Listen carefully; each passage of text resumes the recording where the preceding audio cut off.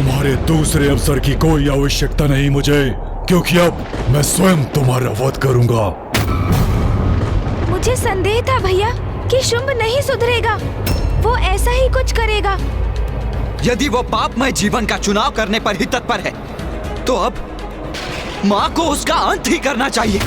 सर्वथा उचित कहते हैं आप भैया, किंतु आपको भी तो ज्ञात है कि माँ जो भी करती है उचित समय पर ही करती है। कदाचित अब वो समय आ ही गया है प्रथम पूज्य गणेश जी।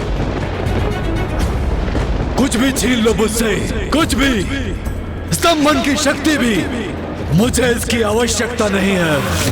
मैं अपने इन हाथों से तुम्हारा वध करने के लिए सक्षम हूं, और मैं वो अवश्य करूंगा, अवश्य।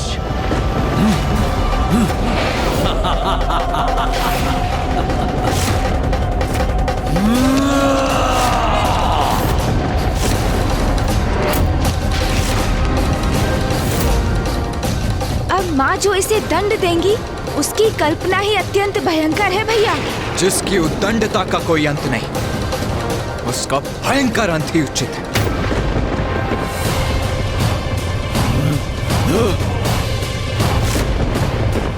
अंत हूं मैं तुम्हारा देवी, तुम्हारी इस माया का, तुम्हारी नारी शक्ति के छलावे का। देवी काली, देवी चंडमारी,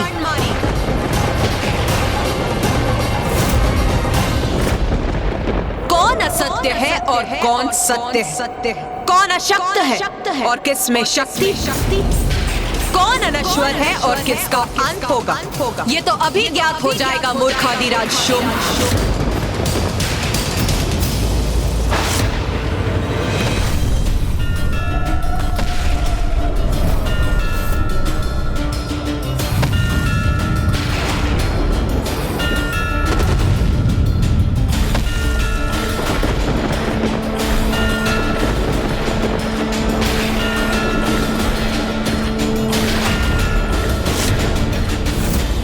इसके एक पग का इतना बड़ा प्रभाव? नहीं नहीं, मात्र एक नारी है ये, पुनः माया कर रही है। इसका अंत करना है मुझे। अपने महायोद्धाओं और भ्राता निशुंभ का प्रतिशोध लेना है मुझे। अपने अपमान का दंड देना है इसे।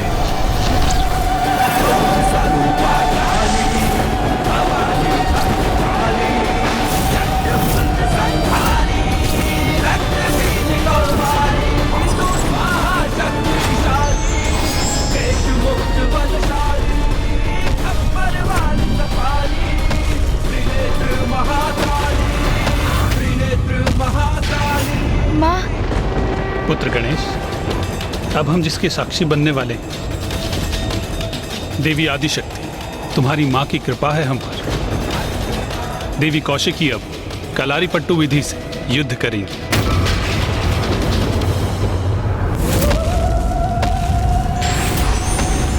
ये तो अत्यंत शक्तिशाली योद्धा की भांति मेरी ओर बढ़ रही है।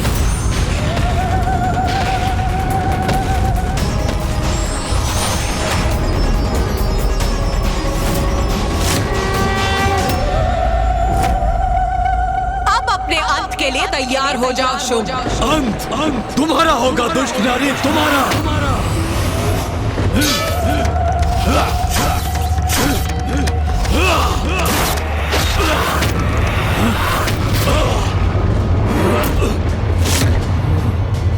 मुझे पीछे धकेल दिया इसने।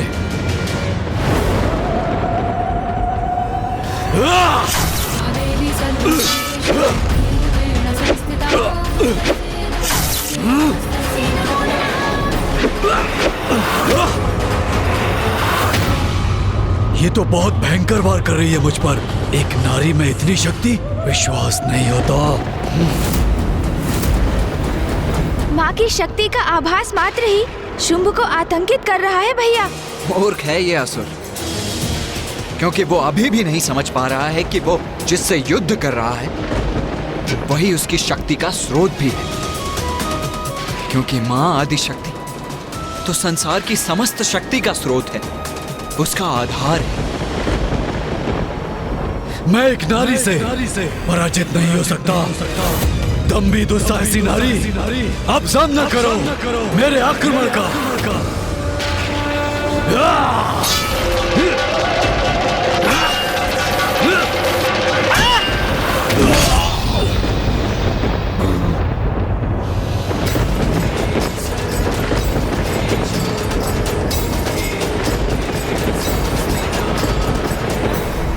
आओ शुंभ, अभी भी तुम में कोई शक्ति शेष है अथवा नारी शक्ति से पराजय स्वीकार करोगे तुम?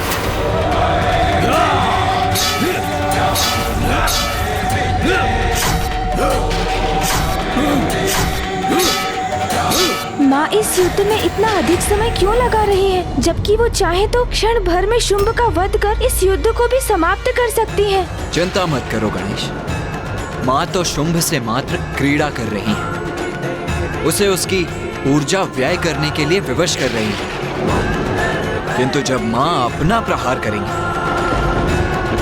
तो वो माँ का प्रहार सहन नहीं कर सकेगी।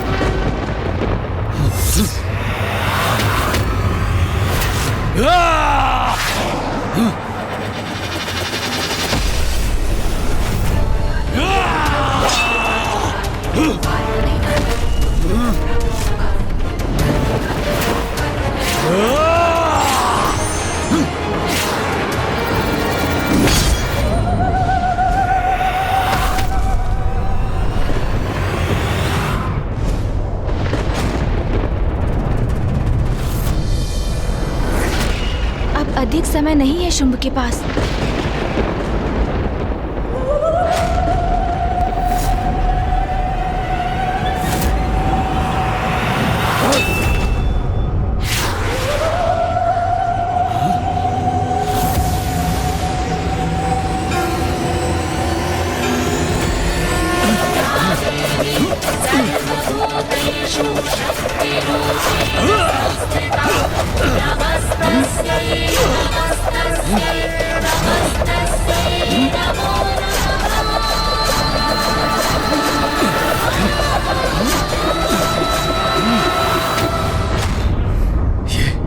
ये क्या हुआ? इस देवी ने अपने प्रहार क्यों रोक दिए?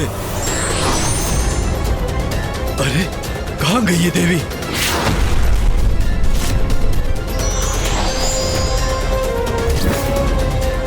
अब पर्याप्त हुआ शुंभ, अथवा और भी युद्ध करना है तुम्हें? मैंने कहा ना देवी, एक नारी से मैं पराजय स्वीकार नहीं करूंगा, कदापि नहीं।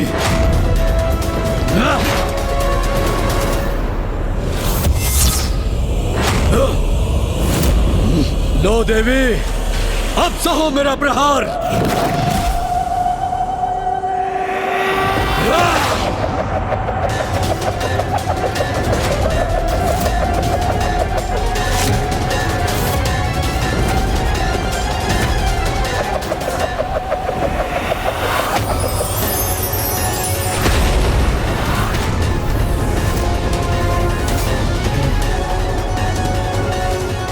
मेरे इस प्रहार को भी इसने विफल कर दिया। ये मूर्ख शुंभ कभी नहीं समझेगा माँ की महिमा। अब इसका अंत होना ही चाहिए। मायावनी, मैं तुम्हारे साथ तुम्हारी माया का भी अंत कर दूंगा।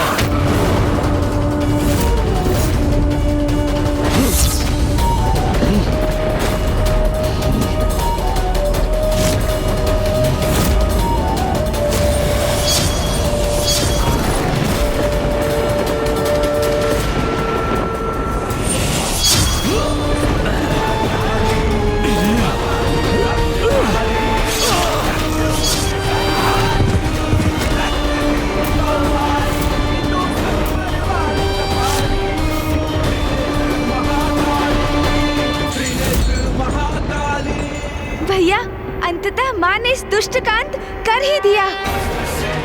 माता कौशिकी की जय! माता कौशिकी की माता कौशिकी की जय!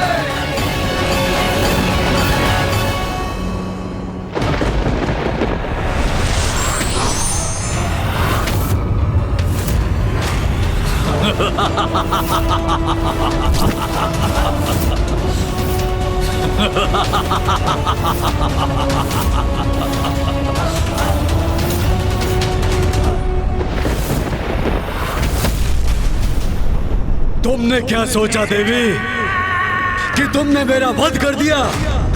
ये तुम्हारी नारी शक्ति मेरे पुरुषार्थ का खंडन नहीं कर सकती। ये क्या? ये तो पुनः जीवित हो उठा। क्या हुआ? मुझे जीवित देखकर चौंक गई ना?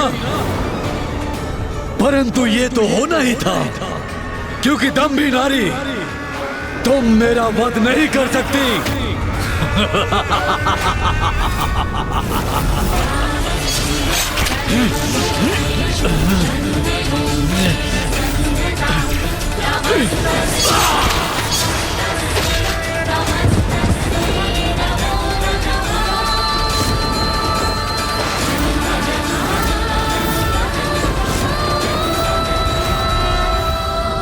भैया, कदाचित इस बार इसका अंत हो ही गया।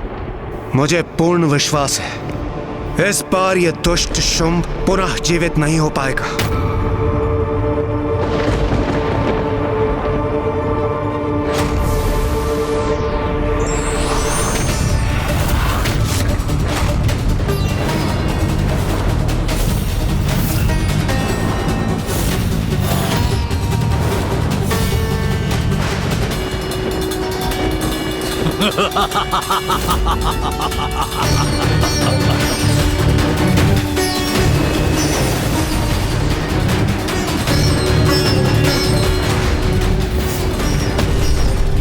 ये तो तुम पर प्रहार करने से भी अधिक आनंददायक है।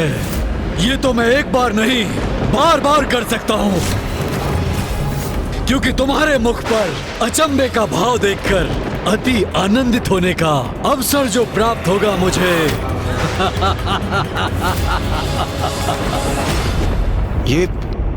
ये क्या हो रहा है? ये शुंभ पुनः जीवित क्यों हो रहा है? इसका अंत क्यों नहीं हो रहा? ऐसा इसलिए हो रहा है देवराज, क्योंकि शुंभ को वरदान प्राप्त है। मुझे ये वरदान दीजिए ब्रह्मदेव कि मेरा वध भी नारी शक्ति से ही हो, और वो नारी जो मेरे ही शरीर से उत्पन्न हो, अर्थात पुरुष के शरीर से जिस नारी का आविर्भाव हो वही मेरे अंत का कारण बने। तथास्तु, तथास्तु, तथास्तु।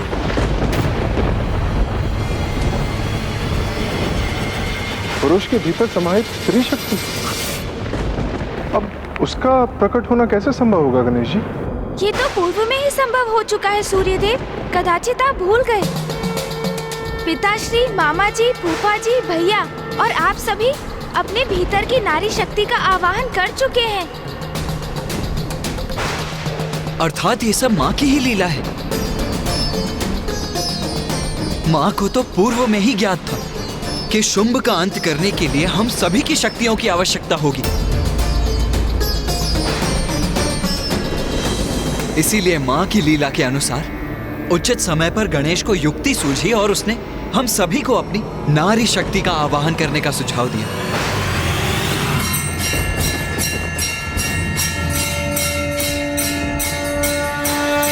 किंतु देव सेनापति कुमार कार्तिकेय, सभी मातृकाएं तो भिन्न लोकों में वहां के वासियों की रक्षा के लिए स्थित हैं।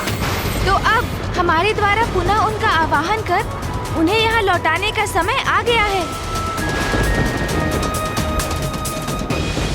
तुम्हारे मुख का ये स्तब्ध भाव अमूल्य है कौशिकी देवी। इसके लिए मैं अपने सभी योद्धाओं का और सैनिकों का बलिदान देने के लिए तैयार हूँ। चलो वही क्रीड़ा पुनः आरंभ करते हैं देवी। तो कहो, इस बार कौन से शस्त्र का प्रयोग करोगी?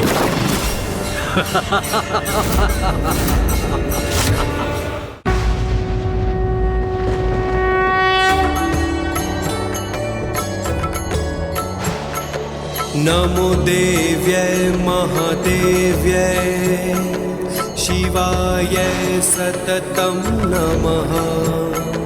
नमः प्रकृत्यै भद्रायै नियतः प्रणतः स्मताम्। रौद्राय नमो नित्याय गौर्यै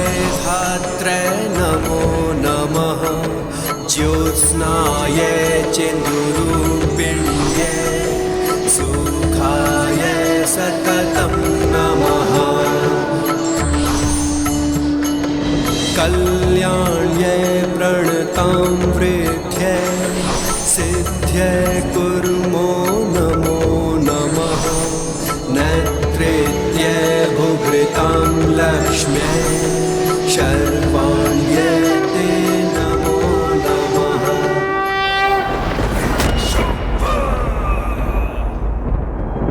तो अच्छा, तुम्हारे सभी प्रयत्न विफल हो गए, तो तुम प्रार्थना भी करने लगे।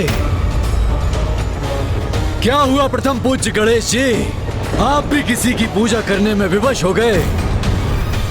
सुनो, मेरा सुझाव मानो, किसी की पूजा करना बंद कर दो और सिर्फ मेरी पूजा करो, क्योंकि तुम्हारी रक्षा एकमात्र सिर्फ मैं ही कर सकता हूं।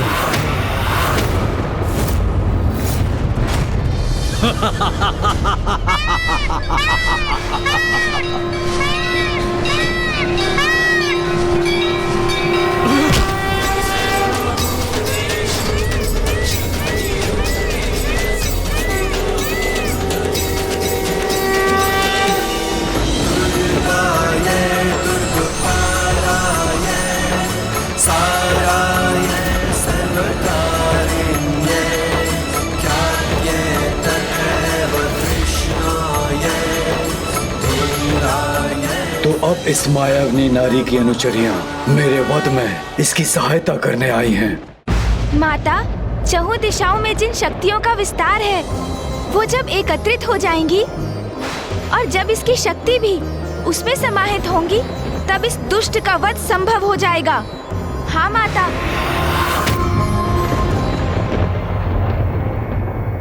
लो शुभ, तुम्हारी मृत्यु की व्यवस्था भी हो गई। अच्छा, तुम्हारा ये विश्वास मेरे मनोरंजन के लिए उचित है, परंतु देवी, तुम ये स्वीकार क्यों नहीं करती कि तुम्हारे पीछे खड़ी देवियां मेरे असुरों का वध कर सकती हैं, किंतु मेरा बिल्कुल भी नहीं, क्योंकि नारी होना तुम, जटिलता समझने की क्षमता कहाँ है तुम में? भ्राता शुभ, ये आपने कैसा विचित्र सा वरदान मांग लिया है ब्रह्मदेव से। भला आपके शरीर के भीतर कोई नारी कैसे रह सकती है? जब कोई नारी मेरे भीतर रह ही नहीं सकती, तो मुझसे बाहर भी नहीं आ सकती, और जब कोई नारी ऐसी होगी ही नहीं, तो मेरा वध भी असंभव हो जाएगा, अर्थात मैं शुंभ अमर हो जाऊंगा। शुभ, नारी को पुरुष से निम्न समझते हो ना तुम, इसीलिए ये भी नहीं समझ सके कि तुम्हारे भीतर की शक्ति भी नारी रूपिणी ही है। उसी के बल पर तुम अभी तक जीवित हो, किंतु अब और नहीं। जिस नारी शक्ति से तुम्हें इतनी घृणा उत्पन्न होती है, अब समय आ गया है उसी नारी शक्ति का महत्व तुम्हें समझाने का।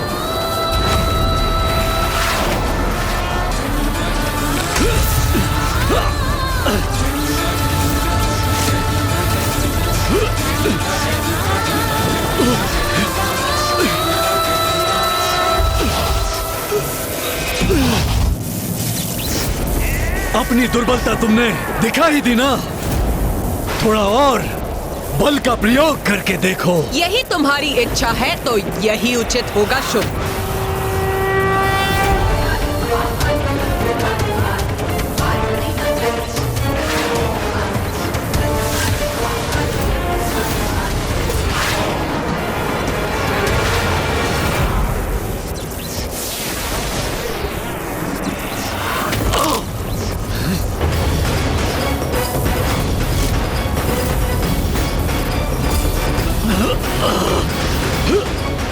पुत्र गणेश, तुम्हारी माँ शुंभ की स्त्री शक्ति को खींचकर उसे बाहर निकाल रही है।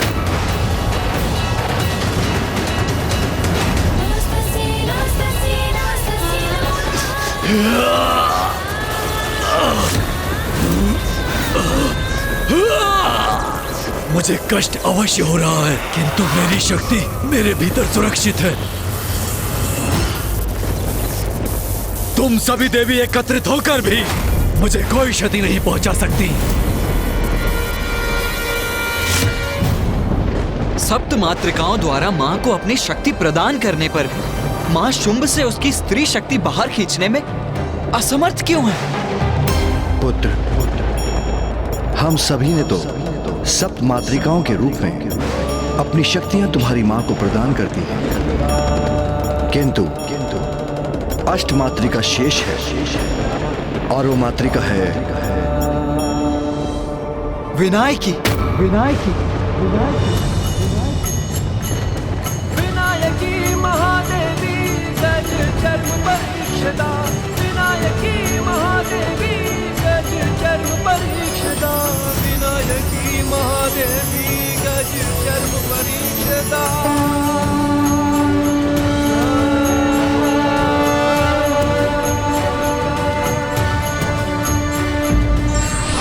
व्यक्ति कितना भी शक्तिशाली हो, आंतरिक स्त्री शक्ति के बिना अपूर्ण है। इसलिए प्रत्येक व्यक्ति को इसका भान होना चाहिए। पुत्र, शुंभ का वध करने के लिए तुम्हारी माँ को सभी मातृक शक्तियों की आवश्यकता है। हम सभी ने तो सप्त मातृकाओं के रूप में अपनी शक्तियां तुम्हारी माँ को प्रदान कर दी हैं, किंतु अष्ट मातृका शेष है, और वो मातृका है विनायकी। विनायकी विनायकी विनायकी विनायकी।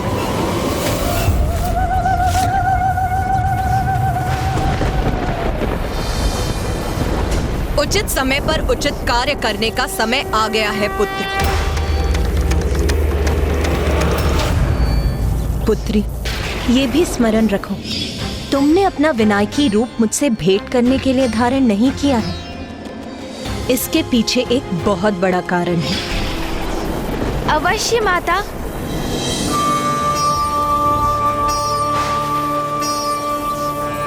विनायकी, मैं अनुरोध करता हूँ, अब बाहर प्रकट हो जाओ।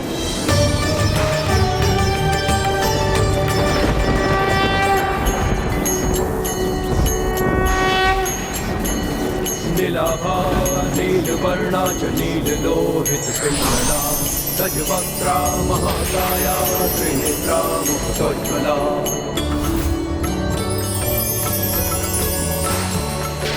लम्बोदरा स्थूलहलस्वा चतुर्भुज कृतायुधा, मोदकं दशनमुपामे पशुं सूत्रं च दक्षिणे।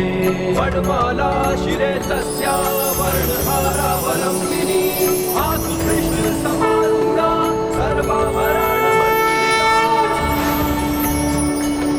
विनायकी महादेवी गज चर्म परीक्षदा, विनायकी महादेवी गज चर्म परीक्षदा, विनायकी महादेवी गज चर्म परीक्षदा।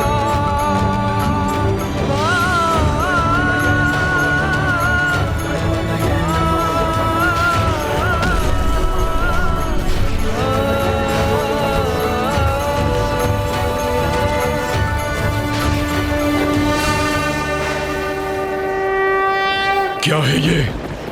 कैसी माया है ये? ये कोई माया नहीं, शक्ति है शुंभ। तुमने बार बार नारी को कम आंका, नारी को भला बुरा कहकर उसका अपमान किया।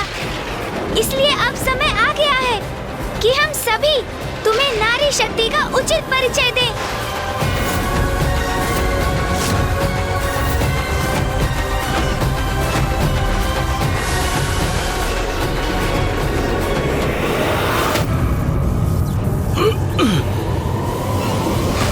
मुझे ये वरदान दीजिए ब्रह्मदेव कि मेरा वध भी नारी शक्ति से ही हो, और वो नारी जो मेरे ही शरीर से उत्पन्न हो, अर्थात पुरुष के शरीर से जिस नारी का आविर्भाव हो वही मेरे अंत का कारण बने। तथास्तु तथास्तु। शुंभ, तुम्हारे वरदान को निरस्त करने हेतु मैं देवी कौशिकी त्रिदेवों और समस्त देवताओं की स्त्री शक्ति की सहायता से तुम्हारे भीतर की स्त्री शक्ति को बाहर खींच लूंगी।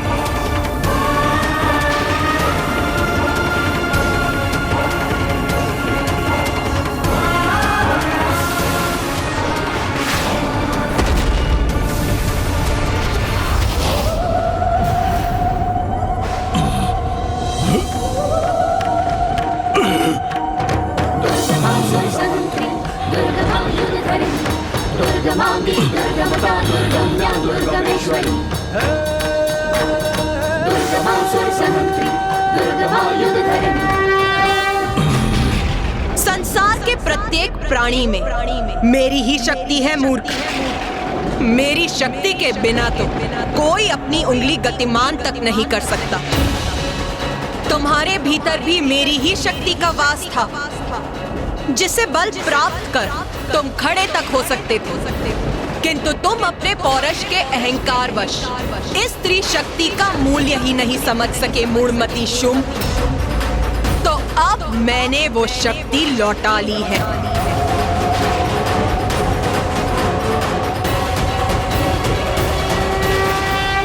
मुझे क्षमा कर दीजिए देवी, मैं नारी शक्ति का महत्व समझ गया हूँ कि नारी सभी को शक्ति प्रदान करती है। मुझे सुधरने का एक अवसर प्रदान कीजिए। मेरे निकट आकर अपना स्थान ग्रहण करो। यहाँ की सभी नारियां, सभी देवियों को खींच कर लेके आओ वहां से। जाओ धूम्रलोचन, उसे मेरा संदेश दो कि यदि वो मेरे दंड से अपनी रक्षा करना चाहती है तो यथाशीघ्र मुझसे विवाह करने के लिए यहाँ प्रस्तुत हो। नहीं, तुम्हें अनेकों अवसर प्रदान कर चुकी हूँ मैं। अब तुम्हें और अवसर नहीं दूंगी मैं।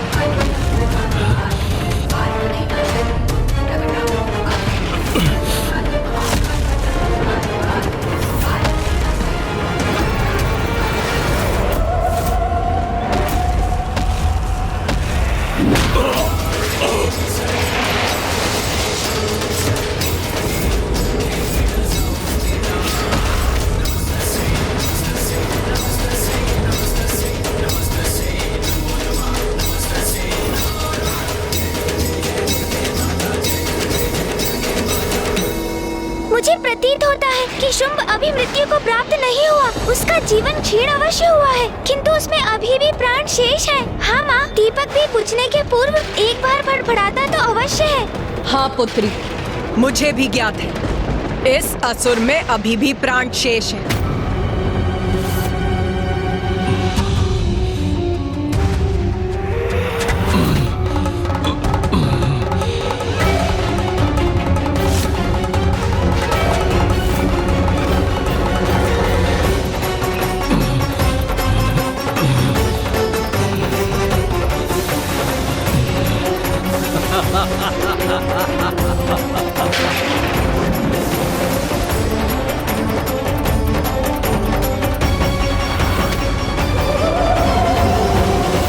हे नारी, तू मेरा वध करेगी? तुम्हें इतना आत्मविश्वास है?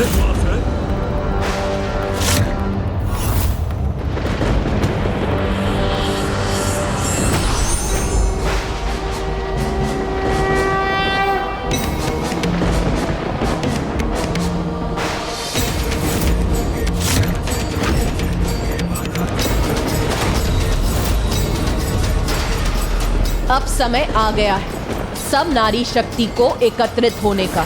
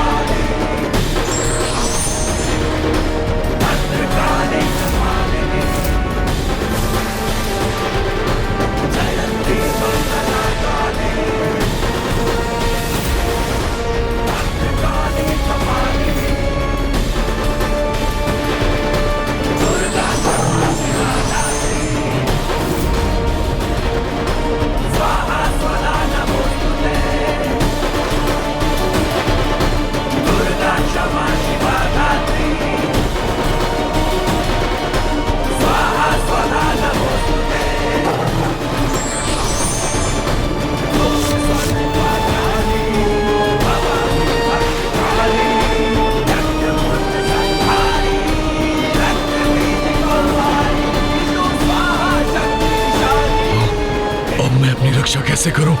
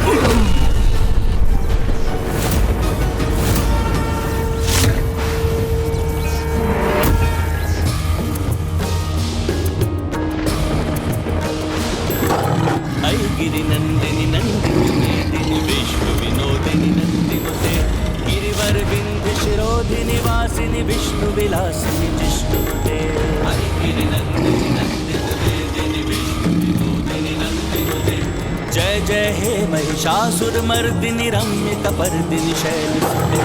जय जय हे महिषासुर मर्दिनि रम्य कपर्दिनि शैलसुते। जय जय हे महिषासुर मर्दिनि रम्य कपर्दिनि शैलसुते।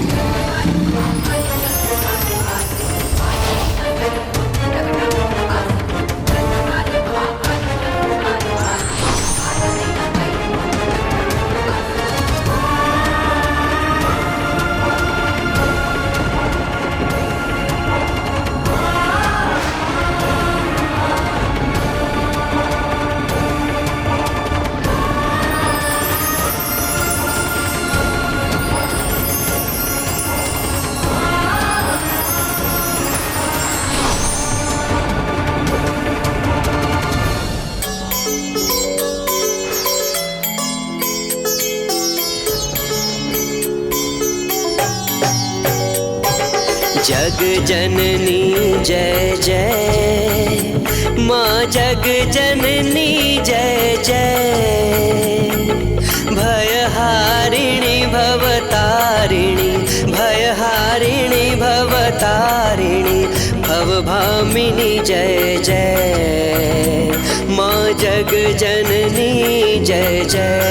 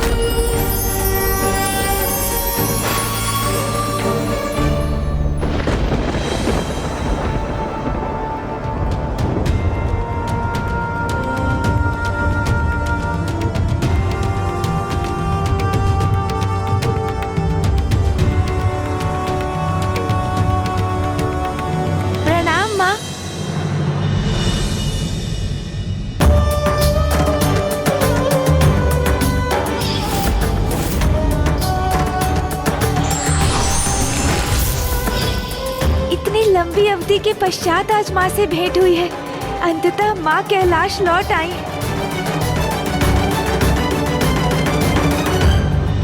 माँ!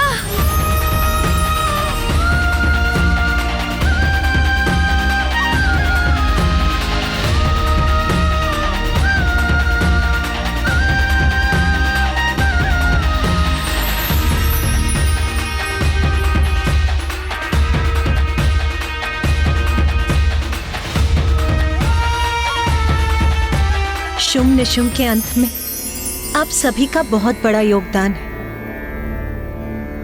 माँ, अब मुझे भी अपने प्रश्नों का उत्तर प्राप्त हो गया कि आपने क्यों माँ मातंगी का रूप धारण किया और फिर माँ मातंगी से आप माता कौशिकी क्यों प्रकट हुई। ये आपकी ही तो लीला थी माँ, जिसका उद्देश्य था सृष्टि को शुंभ निशुंभ के आतंक से मुक्त कराना। तो क्या अब तुम्हारी जिज्ञासा शांत हो गई पुत्र? माँ, मैं सोच रहा था कि अभी भी मेरा एक प्रश्न शेष है।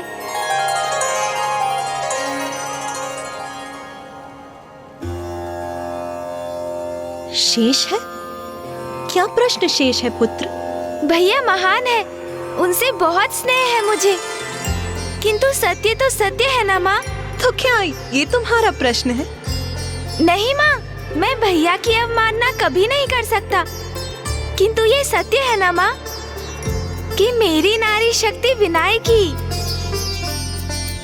भैया की नारी शक्ति देवी कौमारी से अधिक सुंदर है ना?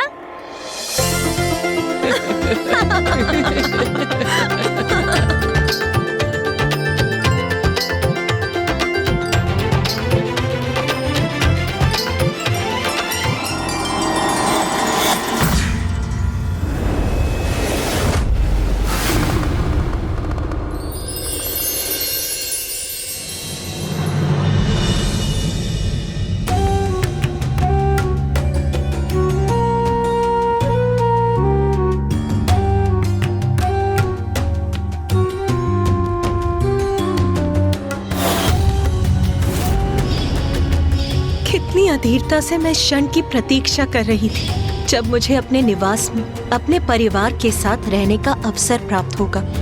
अब वो समय आ गया है।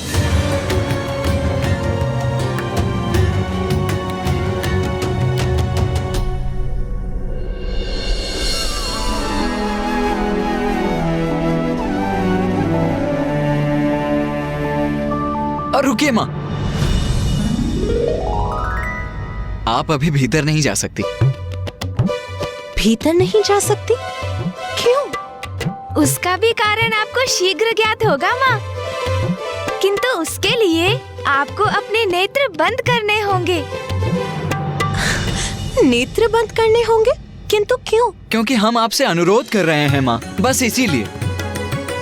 उमा, यदि यही तुम्हारे पुत्रों की इच्छा है तो भवन में प्रवेश करने हेतु तुम्हें अपने पुत्रों का निवेदन तो स्वीकार करना ही होगा। अच्छा, यदि आप सभी की यही इच्छा है तो लो, मैंने अपने नेत्र बंद कर दिए।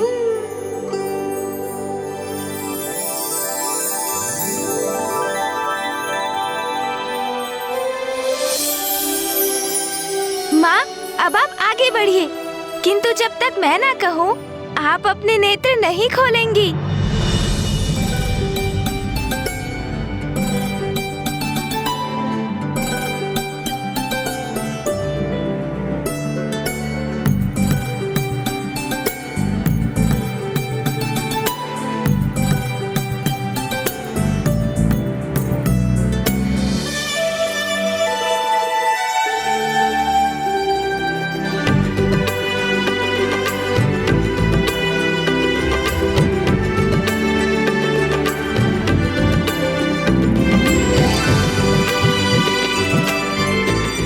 अब उचित है माँ, अपने नेत्र खोलिए।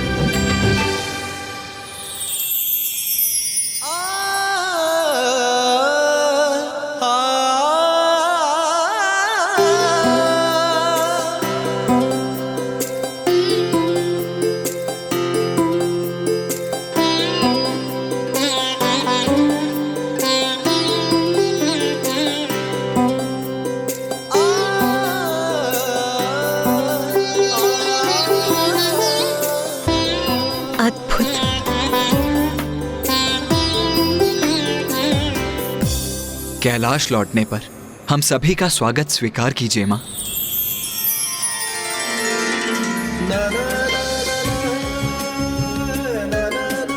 इतना सुंदर स्वागत नाथ, कैलाश की ऐसी सुंदरता मेरे पुत्रों और आपके द्वारा अपने इस भव्य स्वागत से मैं भाव विभोर हो रही हूँ। आओ उमा, कैलाश का कण कण तुम्हारा स्वागत करने के लिए अति उत्साहित है।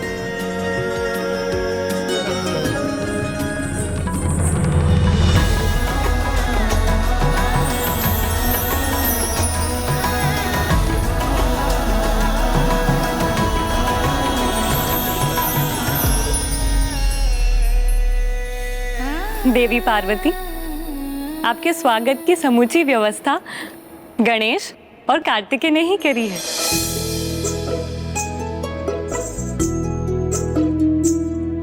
ये साज सज्जा मेरा स्वागत अद्भुत, अति सुंदर है गणेश। यहाँ से, कैलाश से, मेरे स्वामी से और तुम दोनों से दूर रहकर मैं अति विचलित थी। किंतु आज जैसे मैंने पुनः सभी सुख प्राप्त कर लिए हैं। माँ, अब आप कैलाश लौट आई हैं, तो सब कुछ यथावत हो जाएगा। हाँ माँ, आपके बिना तो जैसे संपूर्ण कैलाश जीवन के आनंद का अनुभव करना भूल गया था, किंतु अब कैलाश पुनः आनंदित हो उठेगा। देवी पार्वती, आपने यहाँ से दूर जाने का कष्टप्रद निर्णय लिया, अन्यथा शुंभ और निशुंभ का वध असंभव हो जाता। किंतु ब्रह्मदेव, यदि पुत्र गणेश मेरी सहायता के लिए प्रस्तुत नहीं होता, अपना विनायकी रूप धारण नहीं करता और अन्य देवताओं को उनका स्त्री रूप उजागर करने के लिए प्रेरित नहीं करता, तो शुंभ निशुंभ का वध कदाचित मेरे लिए भी असंभव था। माँ, इसमें मेरा कोई श्रेय नहीं। मैंने तो वही किया जो आपका आदेश था और मेरा कर्तव्य। महादेव, देवी पार्वती, अब हमें आज्ञा दीजिए। हमें ज्ञात है आप पुत्र गणेश और पुत्र कार्तिकेय के साथ समय व्यतीत करने के लिए उत्सुक होंगी। कितना कुछ कहना और सुनना होगा आप सभी को, है ना? अवश्य देवी सरस्वती, किंतु आपके प्रस्थान करने से पूर्व मुझे आप सभी से कुछ कहना है और एक अत्यंत आवश्यक और विशेष घोषणा करना चाहती हूँ।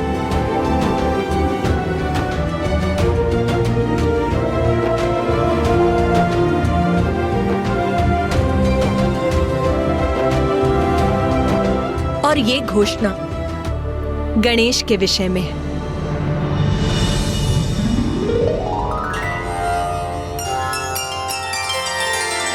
मैं समझ गया माँ, कल भाद्रपद की शुक्ल पक्ष की चतुर्थी है, अर्थात मेरा जन्मदिन। आप अवश्य उसके उपलक्ष्य में उत्सव की घोषणा करने जा रही हैं। तो शीघ्र कहिए ना माँ, गणेश को लेकर क्या विशेष घोषणा करनी है आपको? अरे वाह भैया, जन्मदिन मेरा है और उत्साहित आप हो रहे हैं, उचित है, क्योंकि मेरे जन्मोत्सव की संपूर्ण व्यवस्था तो आपको ही करनी होगी ना।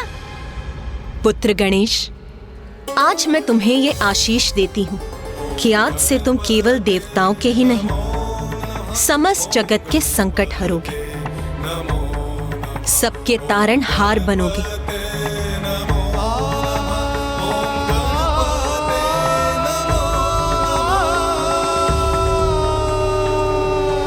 वो तो उचित है माँ, किंतु मेरा जन्मदिन। हाँ हाँ, उचित कहा आपने। गणेश बुद्धि में श्रेष्ठ है और युद्ध कौशल में भी पारंगत है। शक्ति और युक्ति का अद्भुत मेल है इसमें, इसलिए संसार के कष्ट हरने का दायित्व वो भली भांति निभा सकता है। हम सभी गणेश के लिए अत्यंत प्रसन्न हैं। अरे अनुज गणेश, क्या हुआ? माँ ने इतनी बड़ी घोषणा की, इतना बड़ा दायित्व सौंपा है तुम्हें, फिर भी तुम प्रसन्न क्यों नहीं प्रतीत हो रहे हो?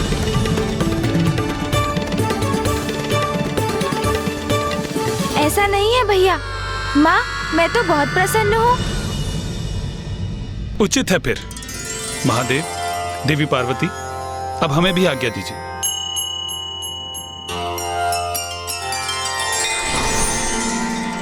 उमा, अब मेरा भी ध्यान का समय हो गया है। माँ, मुझे भी एक अत्यंत विशेष कार्य के लिए जाना है। मुझे अनुमति दीजिए, मैं वो कार्य संपन्न कराऊं। उचित है पुत्र।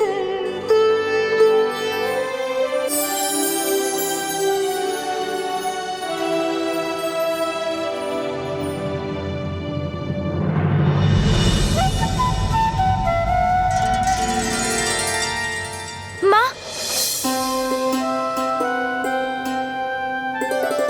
आप कुछ भूल तो नहीं रही है ना माँ? नहीं पुत्र, मैं तो कुछ नहीं भूल रही। मुझे ज्ञात है तुम क्या संकेत कर रहे हो। इतनी महत्वपूर्ण बात भला मैं कैसे भूल सकती हूँ? मैं तो व्यर्थ ही चिंतित हो गया। माँ को तो स्मरण है, कल मेरा जन्मदिन है। स्मरण है मुझे पुत्र।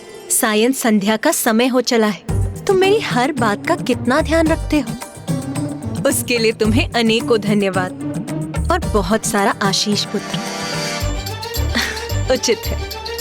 अब मैं जाकर पूजा की तैयारी करती हूँ।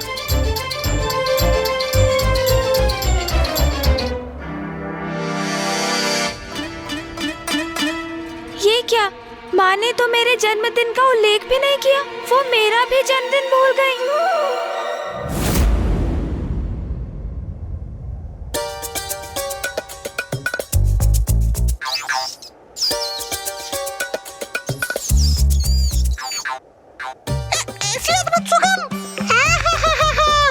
अर्थात माँ अत्यंत स्वादिष्ट भोजन पका रही है। आज इतने दिनों के बाद माता के हाथों का स्वादिष्ट भोजन प्राप्त होगा मुझे विश्वास है प्रभु तो रसोई गृह में ही बैठे कर भोजन की प्रतीक्षा कर रहे होंगे।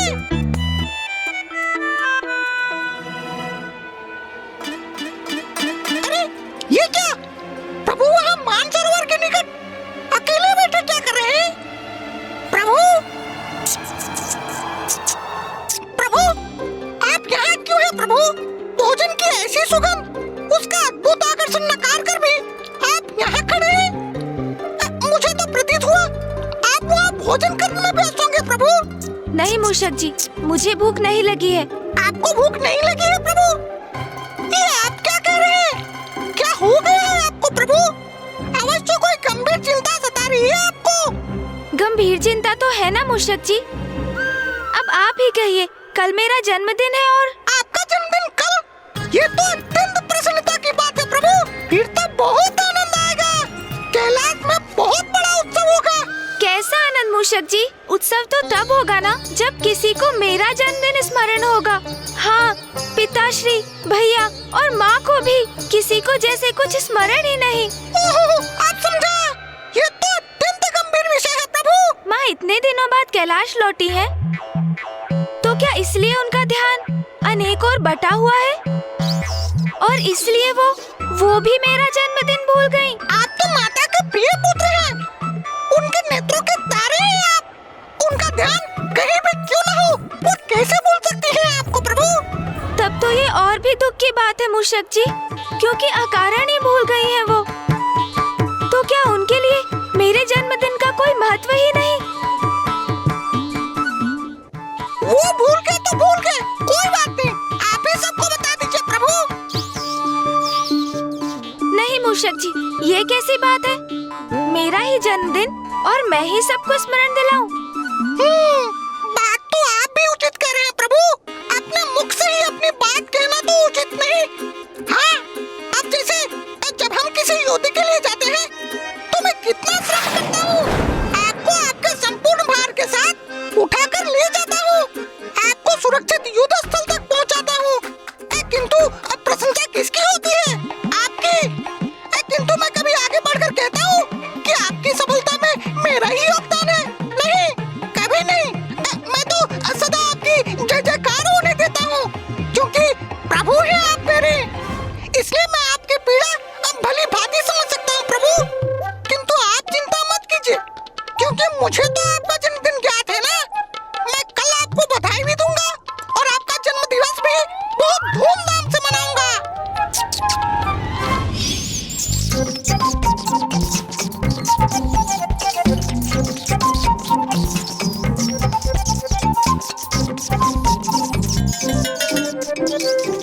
जन्म दिवस की ढेर सारी शुभकामनाएं प्रभु।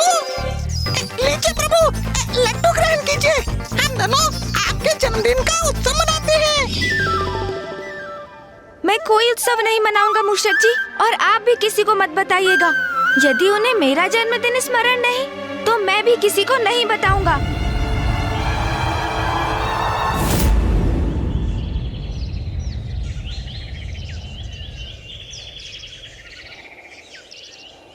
ओम नमः शिवाय, ओम नमः शिवाय, ओम नमः शिवाय, ओम नमः शिवाय। गणेश, ओम नमः। गणेश कहाँ हो तुम?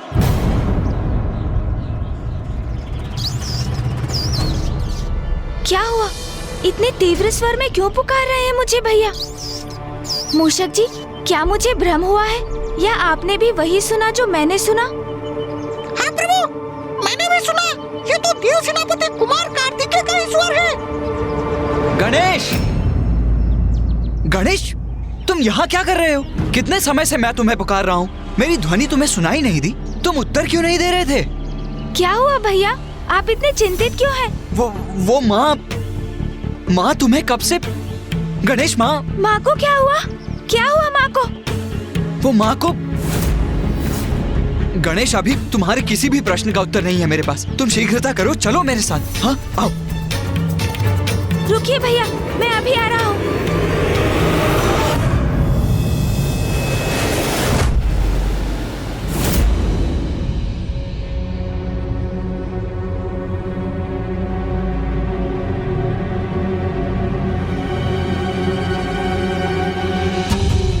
आप देखें, आज की तिथि में चित्रगुप्त की सूची में किसकी कहाँ मृत्यु निश्चित हुई है।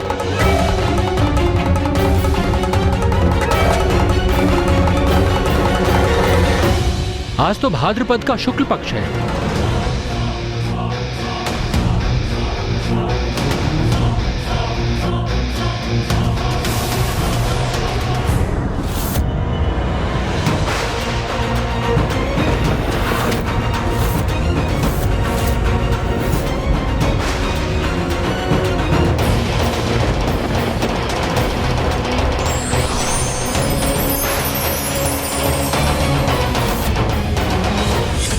मैं भवन के द्वार की रक्षा करूंगा।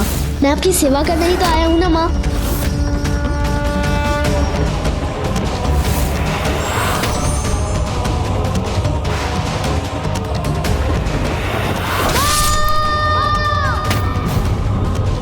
ये कैसा संयोग बन रहा है? ये क्या? प्रथम पूज्य गणेश जी पर पुनः संकट? ये तो अनर्थ हो जाएगा। मुझे धर्मराज यमराज जी को यथाशीघ्र सूचित करना होगा। रुकिए भैया,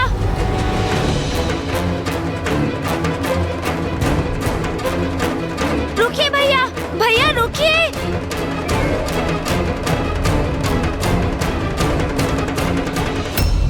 माँ, आप कुशल तो है ना?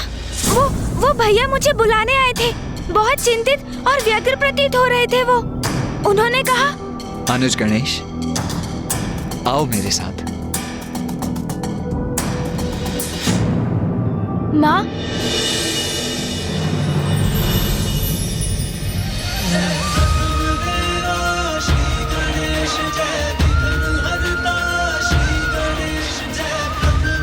पुत्र गणेश, जन्मदिन की अनेकों शुभकामनाएं पुत्र।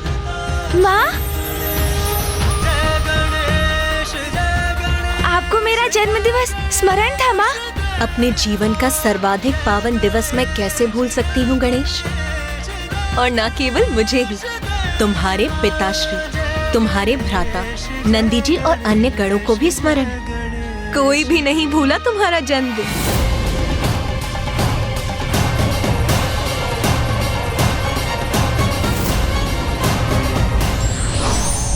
देवता हो या मानव, नियति सभी को विवश कर देती है, परंतु बुद्धिजीवी वही हैं जो हर परिस्थिति का सामना करने के लिए सदैव तैयार रहते हैं।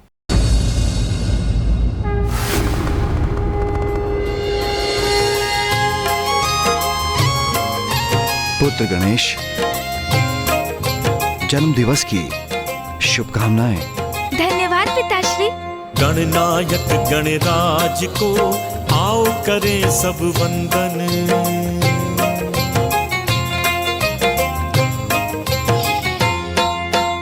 गणनायक गणराज को आओ करें सब वंदन। ओम गणपतये नमो नमः। ओम गणपतये नमो नमः। ओम गणपतये नमो नमः। ओम गणपतये नमो नमः। गणनायक गणराज को आओ करें सब वंदन। प्रणाम पिताश्री। प्रणाम माँ। देखा प्रभु, मैं तो पूर्व में ही कह रहा था, माता आपका जन्मदिन कभी नहीं भूल सकती। आप व्यर्थ में ही चिंतित हो रहे थे प्रभु। भैया, आपने तो चिंता का भाव धारण कर मुझे ही शंकित कर दिया था। अब समझा, आप सभी मुझे चकित करना चाहते थे, किंतु आपने तो ये बड़ी ही चतुराई से किया भैया। भनक तक नहीं पड़ने दी मुझे। हाँ गणेश, अग्रज हूँ तुम्हारा। तुम चतुराई में अग्रणी हो तो मैं भी कम नहीं हूँ, इस बात का सदा स्मरण रखना। अच्छा अच्छा भैया, स्वीकार करता हूँ। बहुत चतुर है आप। अच्छा, सभी ने मुझे शुभकामनाएं दे दी, किंतु आपने मुझे शुभकामनाएं नहीं दी। ऐसा कैसे हो सकता है भला? अरे मैं तो तनिक प्रतीक्षा कर रहा था। माँ ने तुम्हें चकित कर शुभकामनाएं देने का विचार किया तो मैंने यहाँ की सजावट का। सजावट? तो क्या सजावट भी हुई है कैलाश में? अब प्रतीत हो रहा है कि आज मेरा जन्म दिवस है।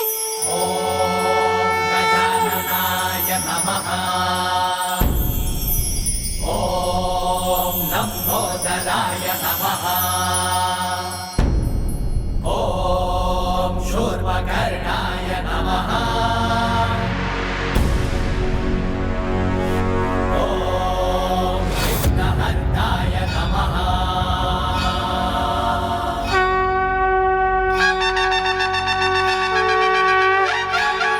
प्रथम पुत्र धनेती धन दिन शुभकामनाएं धनेती।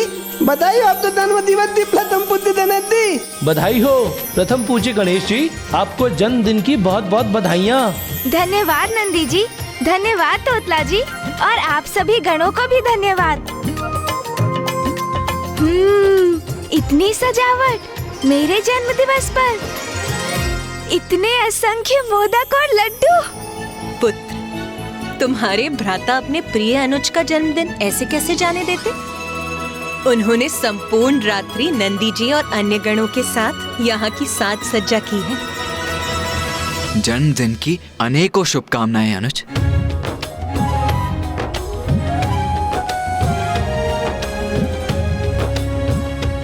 धन्यवाद भैया।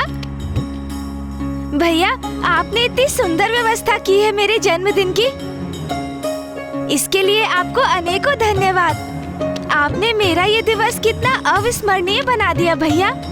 मैं अपना अब ये जन्म दिवस कभी नहीं भूल सकूंगा। पुत्र गणेश, मैं घोषणा करता हूँ, मात्र तुम्हारे लिए नहीं अपितु संपूर्ण संसार के लिए तुम्हारा जन्म दिवस अविस्मरणीय होगा।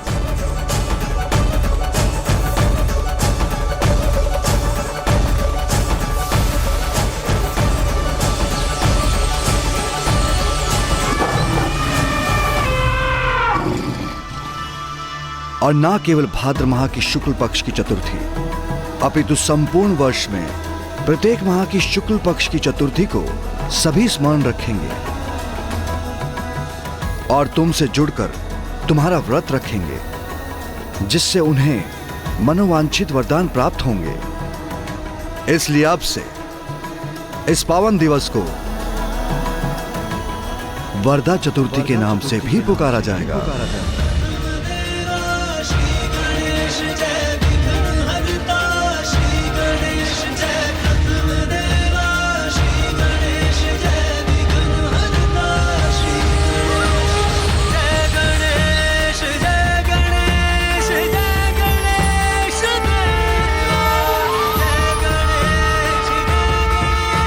चलो गणेश, अब शीघ्र तैयार हो जा। आज कैलाश में बहुत बड़ा उत्सव होगा। मैंने सभी देवी देवताओं को भी आमंत्रित किया है। अरे वाह वाह, बड़ा उत्सव, उत्तम है, उत्तम है। तो मैं भी उत्तम प्रकार से तैयार होकर आता हूँ। आज मेरे स्वामी, मेरे प्रभु का जन्म दिवस जो है, मुझे भी तो अपना सर्वोत्तम रूप धारण करना चाहिए।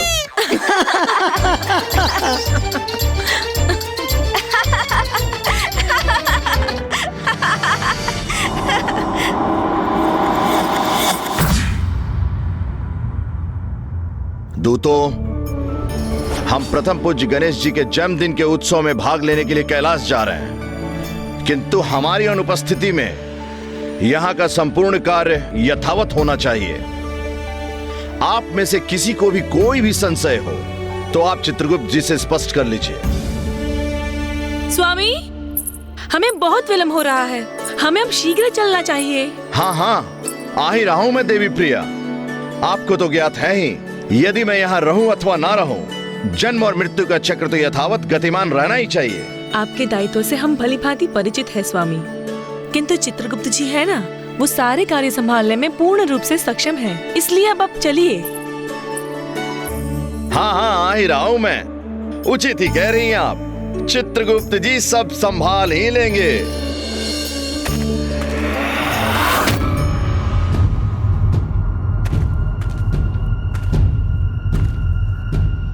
प्रभु, प्रभु कहाँ हैं आप?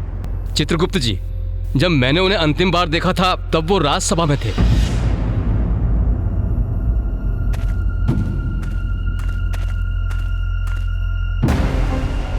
प्रभु, धर्मराज जी तो यहाँ नहीं है। कहाँ गए होंगे प्रभु?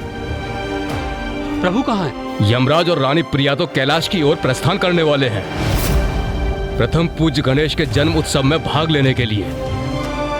प्रभु, प्रभु, धर्मराज जी!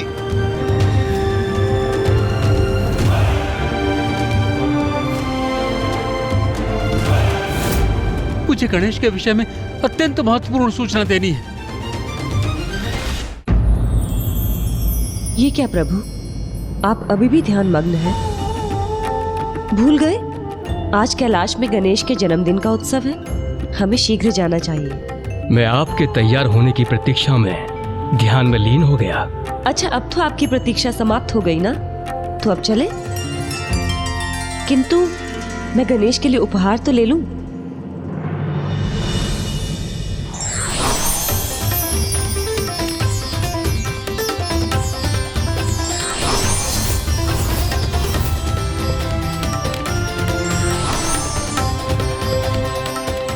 प्रिय, क्या ये उत्सव ब्रह्मलोक में होने वाला है?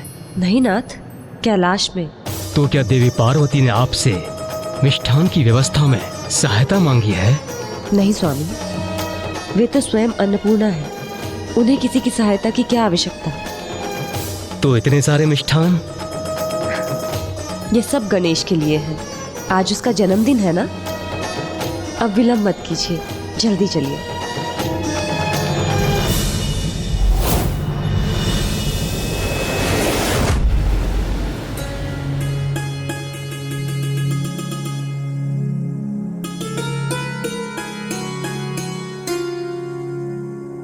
प्रिय,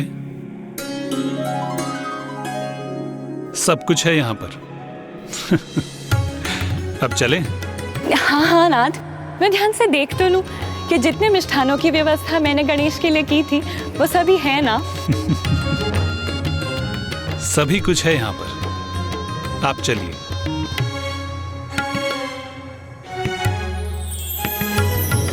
ये आपके हाथ में क्या है नाथ? ये मेरा उपहार है मेरे भांजे के लिए। उपहार? गणेश के लिए? मुझे भी दिखाइए ना नाथ।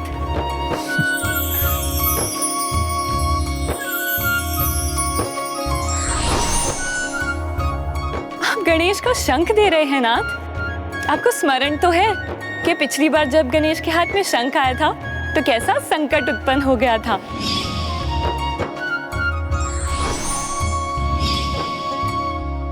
आपको क्या लगता है मुझे स्मरण नहीं होगा? आप चिंता मत कीजिए, ये मेरा शंख नहीं है, ये मधुर शंख है। गणेश इसे खा भी सकता है और उसका पाचन भी कर सकता है।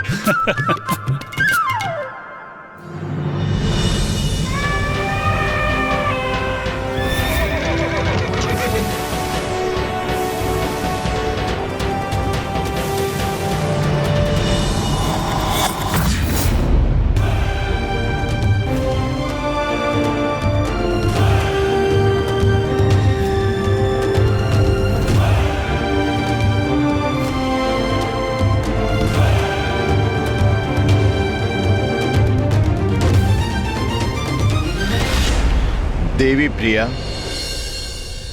आज तो आप अति सुंदर प्रतीत हो रही हैं। अच्छा, अब आप चलिए भी नाथ, हमारी प्रशंसा तो आप मार्ग में भी कर सकते हैं। प्रभु, धर्मराज जी। क्या बात है चित्रगुप्त जी, आप विचलित क्यों हैं? मैं आपको सूचित करने आया हूँ, एक बहुत बड़ा अनर्थ घटित होने जा रहा है। अनर्थ? कैसा अनर्थ? पुनः वैसा ही योग प्रस्तुत होने जा रहा है। कौन सा योग चित्रगुप्त जी?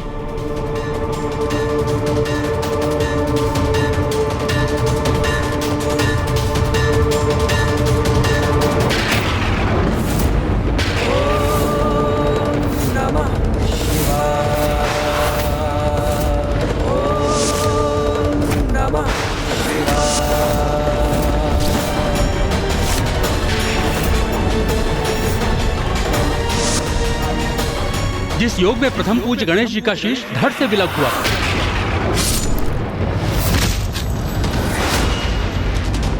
इस बार भी गणेश जी के साथ कुछ ऐसा ही अनर्थ घटित होने जा रहा है।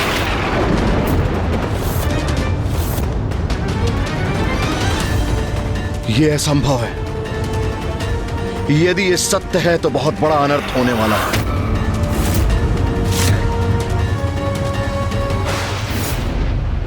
तैयार हो गए क्या गणेश? अब तो शीघ्र बाहर आओ।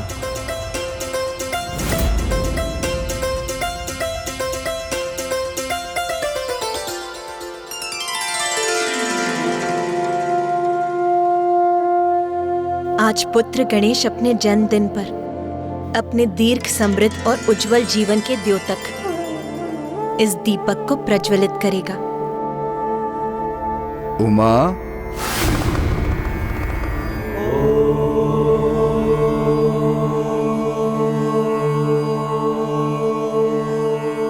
उमा, यदि अतिथियों के आगमन में अभी समय है तो मैं और ध्यान कर लेता हूँ। माँ, माँ, देखिए ना माँ, गणेश अभी तक अपने कक्ष से बाहर नहीं आया है। ऐसा क्या तैयार हो रहा है वो? आप शीघ्र ही कहिए ना उससे कि वो बाहर आए। उमा, मैं कह रहा था। माँ सुनिए तो, अतिथि किसी भी क्षण आते ही होंगे। उमा, मेरे प्रश्नों का उत्तर दो। यदि समय है तो मैं ध्यान करने जा रहा हूँ। उमा, स्वामी। माँ सर्वप्रथम आप कहिए ना गणेश से कि वो बाहर आए। उमा, तुमने मेरे प्रश्न का उत्तर नहीं दिया। अरे बस कीजिए आप दोनों। आज आपके पुत्र का जन्मदिन है तो आप पुनः ध्यान में नहीं जा सकते। नारायण और ब्रह्मदेव आते ही होंगे और उनका स्वागत आप ही को करना है। और पुत्र कार्तिकेय, आज पुत्र गणेश का जन्मदिन है तो उसकी जितनी इच्छा है उसे उतना समय लेने दो। तुम जाओ और नंदी जी और अन्य गणों के साथ जाकर देवी देवताओं का स्वागत करो। जाओ। चलिए, अब आप दोनों वही करिए जो मैंने आपसे कहा है। जाइए, जाओ पुत्र। जी उचित है माँ। सभी गण आइए मेरे साथ।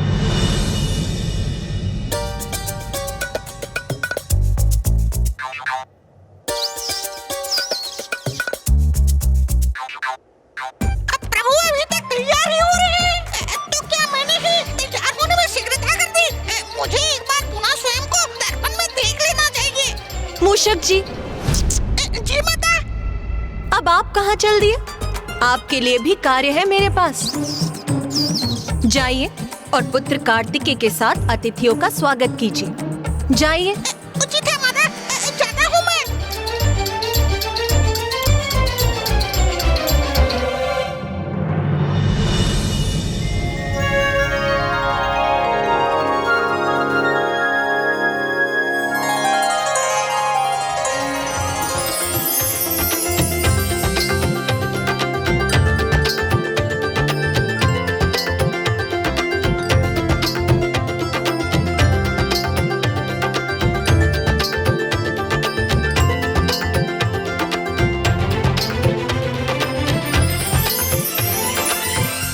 वैसे तो मैं तैयार हो चुका हूँ, किंतु आज मेरा जन्म दिवस है, इसलिए शीघ्रता की कोई आवश्यकता नहीं। माँ ने मेरे लिए इतने आभूषणों की व्यवस्था की है, तो क्यों ना इन आभूषणों में से सर्वोत्तम आभूषणों का चुनाव किया जाए।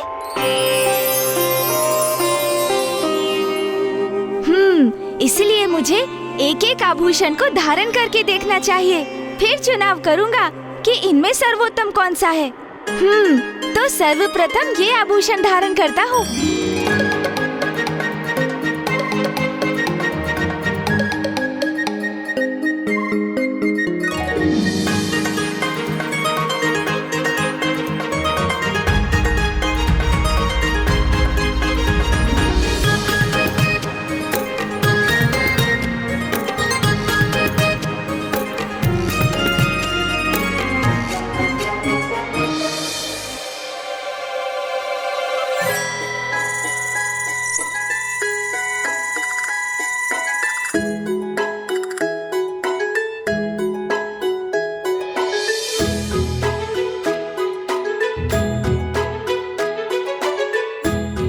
अब थोड़ा अतिथियों के सत्कार के लिए अभ्यास करता हूँ। प्रणाम मामा जी, आपका स्वागत है। आज मेरा जन्म दिवस है मामा जी। अरे वाह, ये कंगन तो सर्वोत्तम प्रतीत हो रहे हैं। मैं इसे ही धारण करूँगा। अब देखूं कैसा लग रहा हूँ मैं। अरे अरे ये क्या, मेरे केश बड़े अस्त व्यस्त प्रतीत हो रहे हैं। नहीं नहीं नहीं, ये उचित नहीं। मुझे अपने केश व्यवस्थित करने होंगे।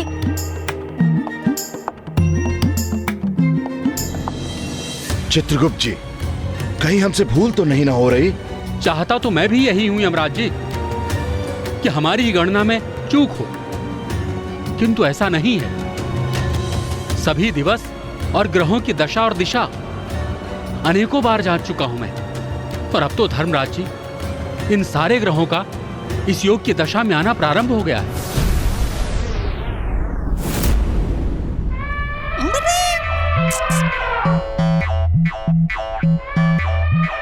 इतने उपहार प्रभु के लिए, उनका अनन्य सेवक हूँ। तो जो उनका है वो मेरा भी तो हुआ। स्वामी, मैं आपकी कुछ सहायता करूं? नहीं नहीं शची, थोड़ा भारी है, पर ठीक है, मैं संभाल लूंगा। आपका स्वागत है। आज मेरे प्रभु का जन्म दिवस है। मेरे प्रभु के लिए आप जो उपहार लाए हैं वो मुझे दे सकते हैं, मैं उन तक पहुंचा दूंगा। उचित है मूषक जी, वैसे भी इन उपहारों का बोझ उठाते उठाते मैं थक चुका हूँ। ये लीजिए। अरे इंद्रदेव, संभाल कर देवराज।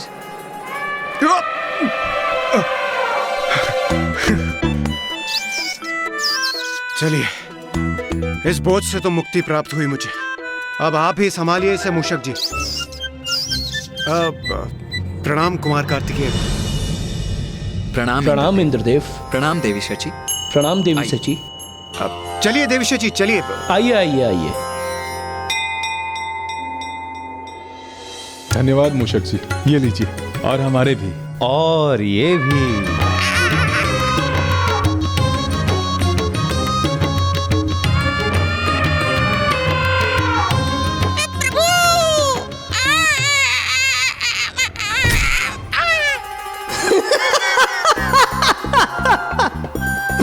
त्यावा मुतद्दी दिलदा उपाल वाली पल दे।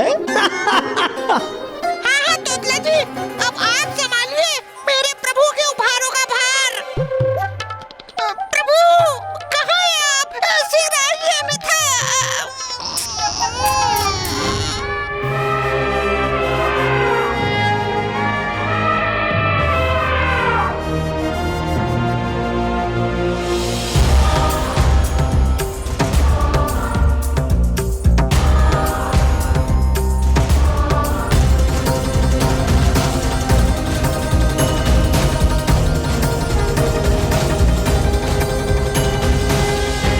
नारायण, ब्रह्मदेव, माता सरस्वती और माता लक्ष्मी अभी तक आए नहीं।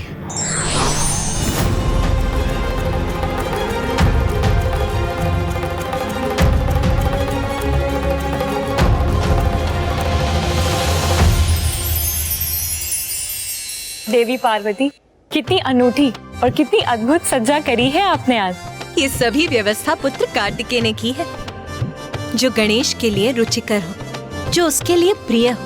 व्यवस्था ऐसी ही हो, इसका विशेष ध्यान रखा है कार्तिकेय ने।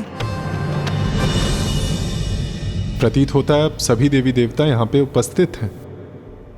नहीं नहीं सूर्यदेव, यमराज देवी प्रिया अब तक यहाँ पहुंचे नहीं। मुझे ज्ञात नहीं इतना विलंब क्यों हो रहा है उन्हें। विश्वास नहीं होता, एक बार पुनः देख लेता हूं।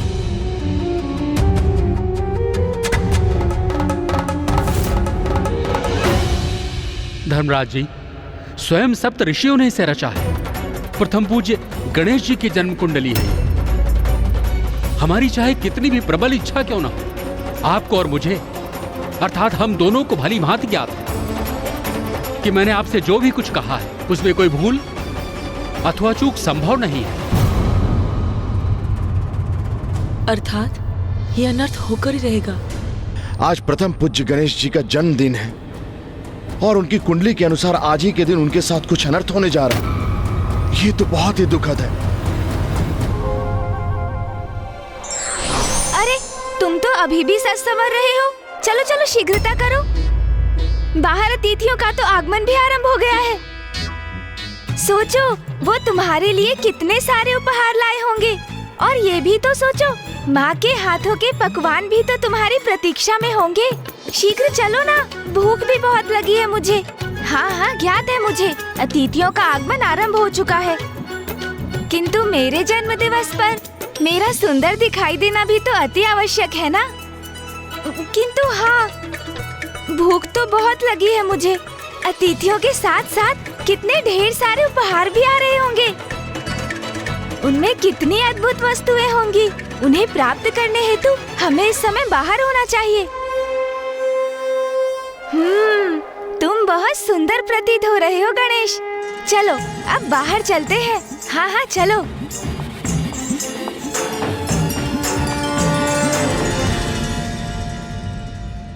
देवी पार्वती, जो आज सबसे विशेष है, जिसका आज जन्म दिवस है, वो कहीं दिखाई नहीं दे रहा। कहाँ छिपा कर रखा है आपने अपने लाडले गणेश को?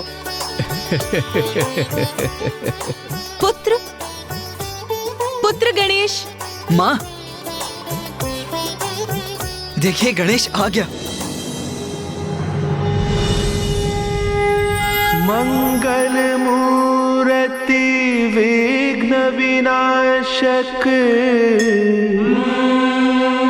प्रथमे पूजे जाए, पार्वती के लाडले जो शंकर पूत कहाए।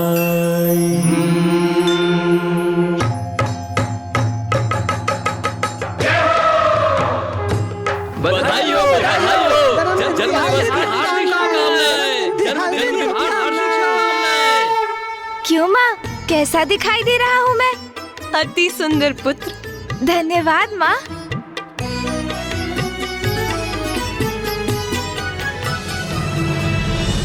आप सभी अतिथिगण मेरा प्रणाम स्वीकार कीजिए। आप सभी का स्वागत करता है गणेश। आज मैं अत्यंत प्रसन्न हूँ कि आज आप सभी यहाँ मेरे जन्मोत्सव में भाग लेने यहाँ उपस्थित हुए हैं। मामा जी, मामी जी प्रणाम। फूफा जी एवं बुआ जी आपको भी प्रणाम। माँ अब कैसा विलम्ब? सभी देवी देवता मेरा उपहार मुझे कब देंगे?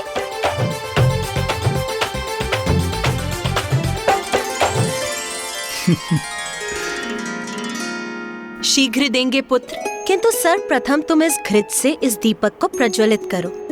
आओ पुत्र। हाँ माँ।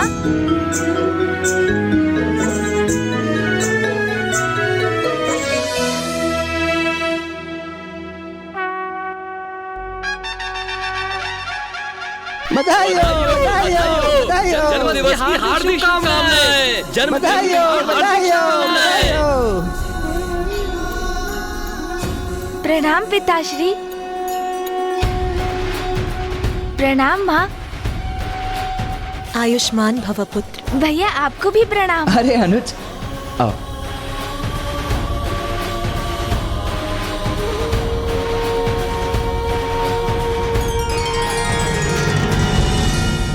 धर्मराज जी, आप और देवी प्रिया कैलाश जा रहे हैं और जब आपको सत्य का ज्ञात हो ही गया है तो आप वहां पहुंचकर समय रहते माता पार्वती को इसके प्रति सचेत करना होगा।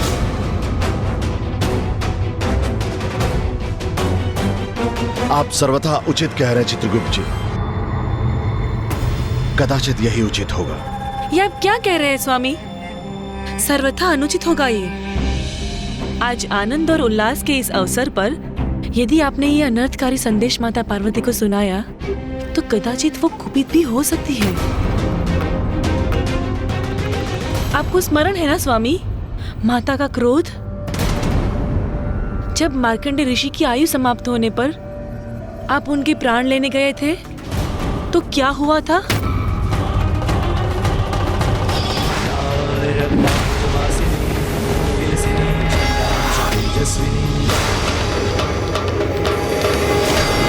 स्वामी, हमें अब और विलंब नहीं करना चाहिए।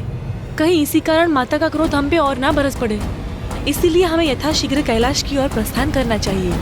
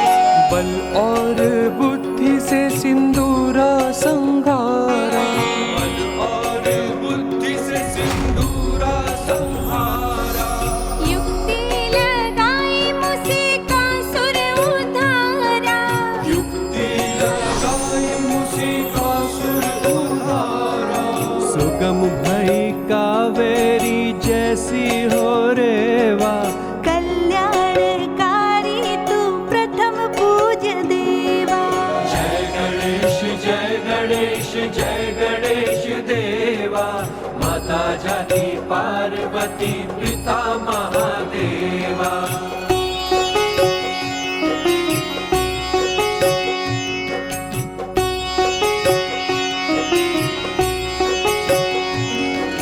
क्रोधी परशुराम फरसा चलाए, क्रोधी परशुराम फरसा चलाए। दंत वारसः एक दंता कहाए,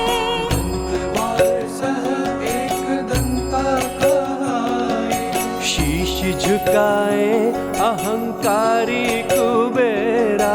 दुष्टों को दंड देते भक्तों को मेवा। जय गणेश जय गणेश जय गणेश देवा। माता जाति पार्वती पिता महादेवा।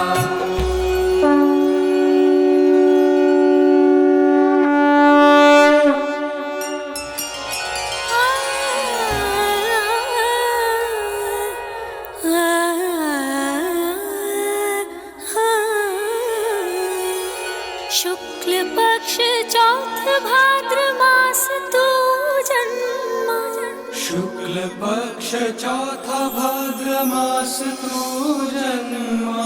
धन्य हुई सृष्टि और धन्य हुई माँ। धन्य हुई सृष्टि और धन्य हुई माँ। विघ्न हरे भक्तों के जो भी करे सेवा। कोटि कोटि आशीष पुत्र चिरंजीवा।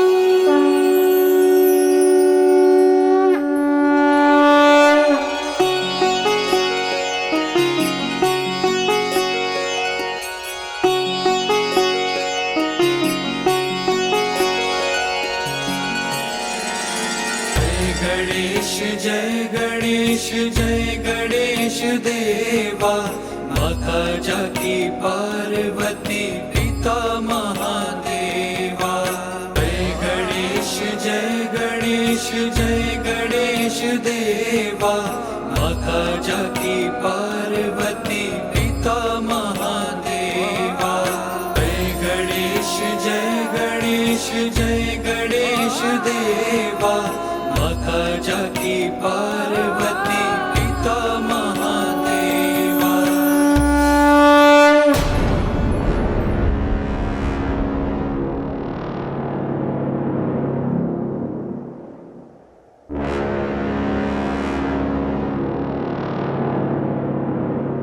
मैं धर्मराज हूं देवी प्रिया। सत्य ज्ञात होते हुए उन्हें उनसे कैसे अवगत ना कराऊं? और सत्य तो स्वयं गणेश जी से संबंध रखता है, जिन्हें हम सभी देवता प्रथम पूज्य मानते हैं। उनकी चिंता करना हमारा धर्म है। आप व्यर्थ ही चिंता कर रहे हैं नाथ।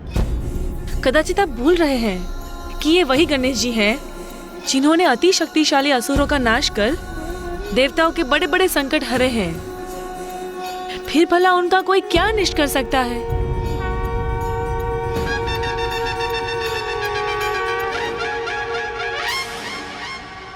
आइए स्वामी, भीतर चलिए और ये स्मरण रखिएगा कि गणेश जी के जन्म के इस उत्सव पर आप माता पार्वती से ऐसा कुछ नहीं कहेंगे जिससे उनका आनंद, अवसाद अथवा चिंता में परिवर्तित हो जाए।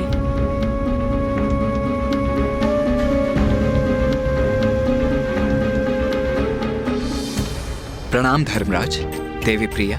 सभी देवी देवता आपकी ही प्रतीक्षा कर रहे हैं। उत्सव प्रारंभ हुए तो बहुत समय हो गया है, किंतु आपका स्वागत है।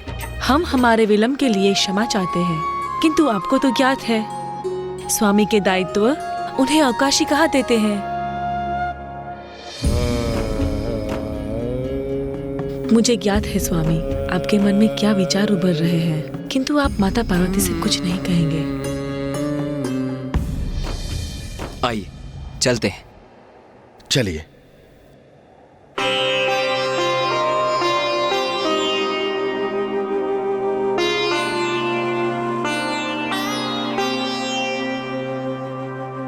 प्रणाम महादेव। प्रणाम माता पार्वती। प्रणाम यमराज जी। प्रणाम माता। कदाचित देवी प्रिया उचित ही कह रही थी। इतना दिव्य मंगलमय रूप है प्रथम पूज्य गणेश जी का, जो हम सभी के रक्षक हैं। भला इनको कौन क्षति पहुंचा सकता है? प्रथम पूज्य गणेश जी, आपको जन्मदिन की हार्दिक शुभकामनाएं।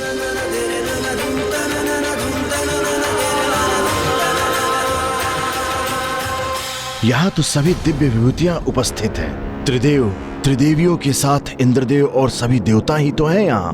उनके अतिरिक्त जो भी यहाँ उपस्थित है वो सभी विशेष हैं। तो फिर यहाँ कौन है ऐसा जो गणेश जी के लिए संकट उत्पन्न करने का कारण बन सकता है?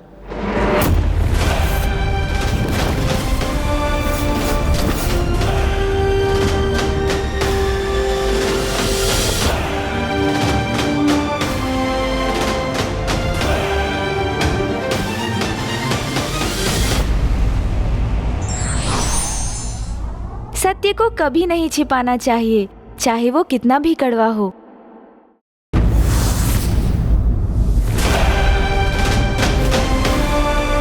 यहाँ तो सभी दिव्य विभूतियां उपस्थित हैं। त्रिदेव, त्रिदेवियों के साथ इंद्रदेव और सभी देवता ही तो हैं यहाँ। तो फिर यहाँ कौन है ऐसा जो गणेश जी के लिए संकट उत्पन्न करने का कारण बन सकता है?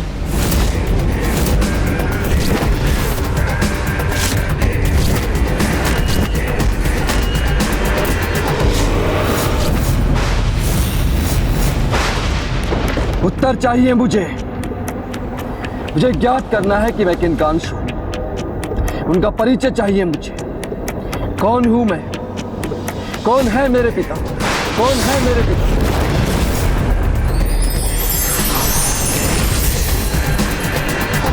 हटो! हटो!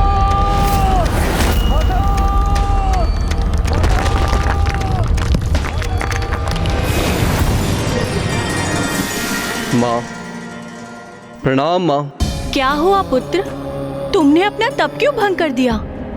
माँ, मैं तप करने का प्रयास अवश्य करता हूँ, किंतु मेरा मन विचलित हो जाता है, व्याकुल हो जाता हूं मैं। एक ही प्रश्न जो बार बार व्यथित करता है मुझे, और आपको ज्ञात है माता, क्या है मेरा प्रश्न? एक ही प्रश्न पर केंद्रित है मेरी अनंत जिज्ञासा। किसका पुत्र हूं मैं? किसका पुत्र हूं मैं? मेरे पुत्र हो तुम, भूदेवी के पुत्र। मैं ही तुम्हारी माता हूँ। आप जननी है मेरी, ज्ञात है मुझे, किंतु मेरे पिता कौन है उनका परिचय ज्ञात नहीं, वो मुझे ज्ञात करना है माता। मैं आज कुछ भी स्वीकार नहीं करूंगा। वर्षों से जिस उत्तर से आपने मुझे वंचित रखा है, वो आज आपको देना होगा माता। वो रहस्य आज आपको उजागर करना ही होगा। अरे वाह नंदी जी, इतने सारे उपहार, वो भी मेरे लिए। हाँ गणेश जी, ये समस्त उपहार आपके लिए ही हैं। अच्छा। पुत्र गणेश, अभी एक उपहार और शेष है तुम्हारा। एक और उपहार? अच्छा मामा जी, तो कहाँ है वो उपहार? बताइए ना मामा जी, मेरा एक और उपहार कहाँ है? अवश्य।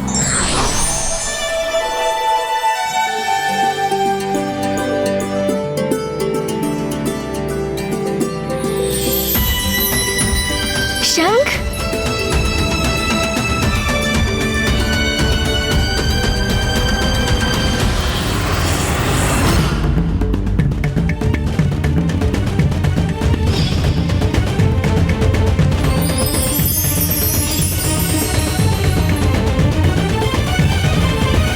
क्या हुआ, आप सभी इतने चकित क्यों हैं?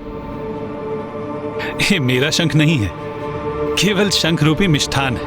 ओह, अच्छा मामा जी, आप समझा।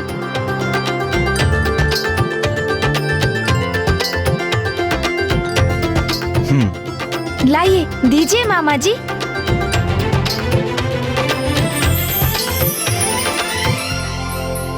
आपका कोटि कोटि धन्यवाद मामा श्री। आपका ये उपहार तो सुंदर भी है और अवश्य ही स्वादिष्ट भी होगा। इसे तो मैं अवश्य ग्रहण करूंगा मामा जी।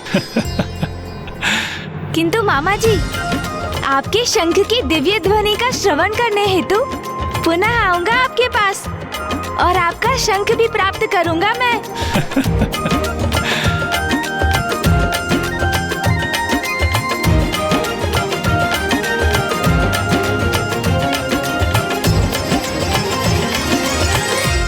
माता, क्या आपको ये ज्ञात नहीं, जब तक मैं अपने पिता से भेंट कर संतुष्ट नहीं होऊंगा, इसी प्रकार अशांति की ज्वाला में झुलसता रहूंगा मैं।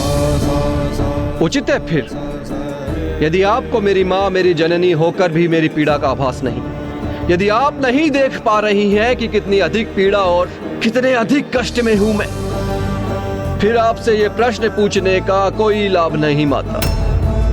आप मेरी जिज्ञासा शांत कर मुझे इस पीड़ा से मुक्त नहीं कर पाएंगे और मेरा मन निरंतर मुझसे यही प्रश्न करता रहेगा। तो इस प्रकार तड़प तड़प कर जीने से कहीं श्रेष्ठ है कि मैं अपने प्राण त्याग दूं। अब यही एकमात्र उपाय है मेरे समक्ष माता। अब और नहीं सहूंगा मैं ये कष्ट, अब जीवित ही नहीं रहूंगा मैं।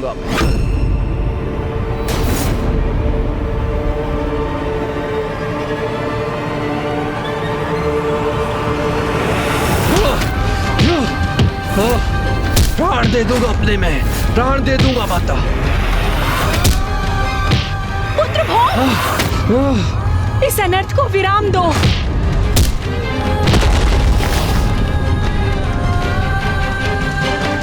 स्वयं को दंडित करने में भी सक्षम नहीं हूं मैं।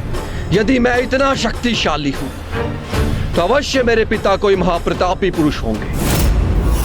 उचित है, मैं तुम्हारा उत्तर दूंगी तुम्हें। तुम्हारे पिता स्वयं जगत पिता महादेव है। पिता महादेव है। महादेव है। जगत पिता होने के नाते संसार के सभी जीवों के दुखों का निवारण करना, उनके जीवन को सुख से भरना मेरा दायित्व है।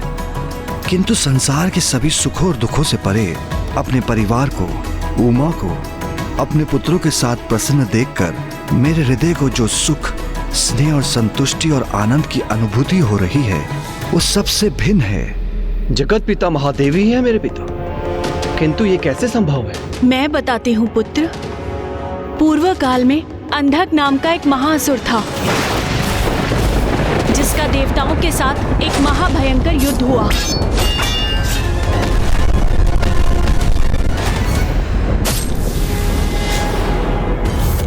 अंधक की दुष्टता को देखकर महादेव अत्यंत क्रोध में थे, जिसके कारण उनके मस्तक पर श्वेत की एक बूंद छलछला गई और वो एक बूंद जब नीचे गिरी तो उसकी अद्भुत ऊर्जा से एक नवीन जीवन का आरंभ हुआ।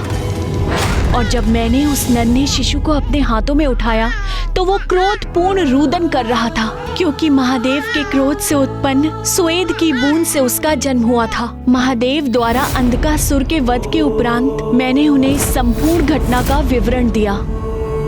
प्रणाम महादेव।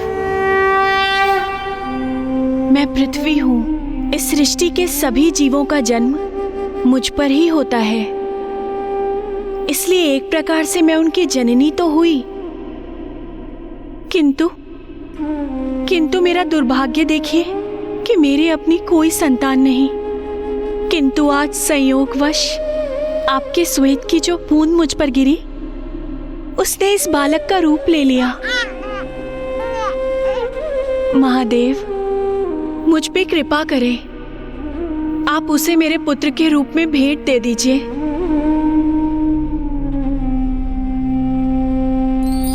तथास्तु, तथास्तु, तथास्तु।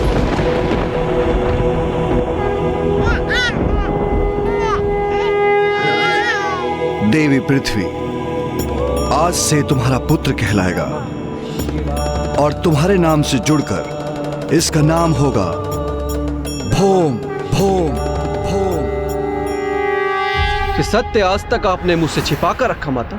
तुम मेरे पुत्र हो, मैंने तुम्हारा पालन पोषण किया है, मैं सदा तुम्हारी देखरेख करती हूँ और तुम सदा ही मेरे साथ रहते आए हो। और महादेव कैलाश में अपने परिवार के साथ निवास करते हैं। किंतु माता, मैं भी उनका परिवार हूँ। महादेव मेरे पिता हैं तो मेरे पिता पर भी मेरा अधिकार है। उनका स्नेह प्राप्त करने का अधिकार है मुझे, और उन्हें भी अपने इस पुत्र का परिचय प्राप्त करने का पूर्ण अधिकार है। पुत्र भौम, स्वयं महादेव तुम्हारे पिता हैं। इस सत्य को आत्मसात करना सरल नहीं, इसीलिए इसे समझने के लिए उचित समय लेना, उसके पश्चात ही कुछ करना। माता, आपने मेरी बात का मान रखा, मुझे मेरे पिता का परिचय दिया, किंतु अब जो मुझे उचित लगेगा मैं वही करूंगा। आवेग में आकर कुछ मत करना पुत्र। एक पुत्र का पिता पर अधिकार है, इसमें आवेग का प्रश्न ही कहाँ उठता है माता। और सत्य तो ये है कि मैं अपने पिता से भेंट करने के लिए बहुत प्रतीक्षा कर चुका हूँ। कैलाश जाऊंगा मैं, ये निर्णय ले चुका हूँ।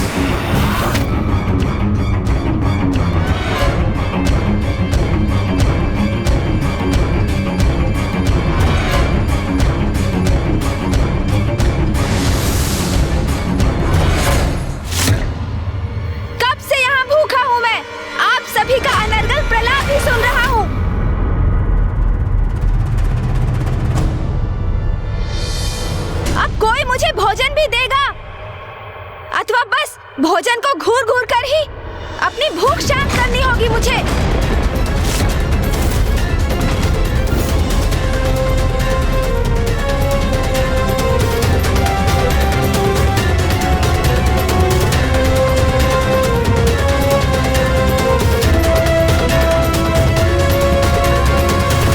नहीं पुत्र, कैलाश जाना उचित नहीं, और आज के दिवस तो कदापि नहीं। क्यों आज क्यों नहीं? ऐसा क्या विशेष है आज? आज कैलाश पर बहुत बड़ा उत्सव है पुत्र। महादेव और पार्वती अपने पुत्र गणेश का जन्म दिवस बहुत धूमधाम से मना रहे हैं। वो गणेश जी जो स्वयं प्रथम पूज्य देवता भी हैं। वाह, एक और गणेश सर्वाधिक सर्वप्रिय पुत्र, जिसके जन्म दिवस के उपलक्ष्य में संपूर्ण कैलाश आनंदित है। एक मैं हूं भौम, तिरस्कृत परित्यक्त पुत्र, जिसका ना महादेव को कोई स्मरण है ना कोई चिंता। मुझे भौम के नेत्रों में गणेश जी के प्रति ईर्ष्या और द्वेष स्पष्ट दिखाई दे रहे हैं। कहीं इसके कारण उससे कोई अनर्थ न हो जाए। पुत्र भौम, तुम्हारा ये विचार महादेव को दोष देना सर्वथा अनुचित है।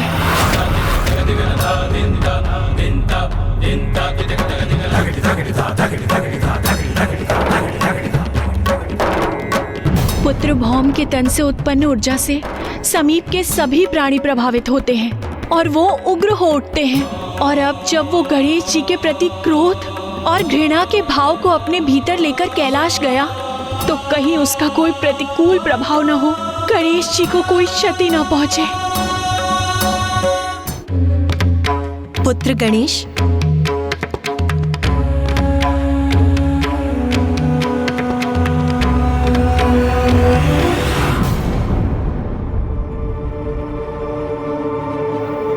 क्या हुआ माँ? ये सभी मुझे विस्मय भाव से क्यों देख रहे हैं?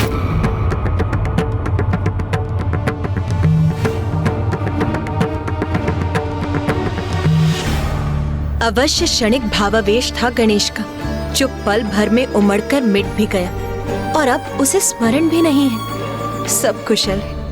हम सभी से बहुत बड़ी भूल हुई, बहुत बड़ी भूल। हम सभी ने गणेश के साथ बड़ी निष्ठुरता का व्यवहार किया है। ये आप क्या कह रहे हैं भ्राता विष्णु? हम गणेश के प्रति निष्ठुर कैसे हो सकते हैं? हाँ बहन पार्वती, आज गणेश का जन्म दिवस है और हम सभी उसकी इच्छाओं की पूर्ति करने के स्थान पर विधि विधान और शिष्टाचार में बंधकर उसकी खुशियों को बाधित कर रहे हैं।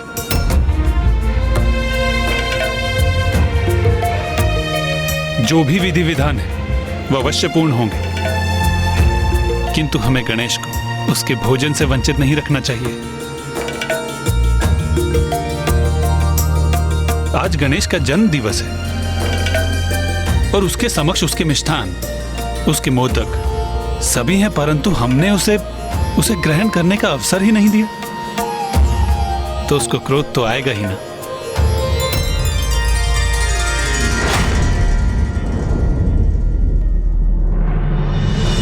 उचित कह रहे हैं भ्राता विष्णु। भूख तो साधारण जीवों के हृदय में क्रोध जागृत कर देती है, तो फिर गणेश का क्रोधित होना तो स्वाभाविक ही है। आप उचित कह रहे हैं भ्राता विष्णु। भूल मुझी से हुई है। मुझे सर्वप्रथम उसे भोजन कराना चाहिए था। हाँ माँ, मुझे अत्यंत भूख लगी है, जो आपके हाथों से मोदक खाकर ही तृप्त होगी। आप मुझे खिलाएंगी ना माँ? खिलाइए ना माँ।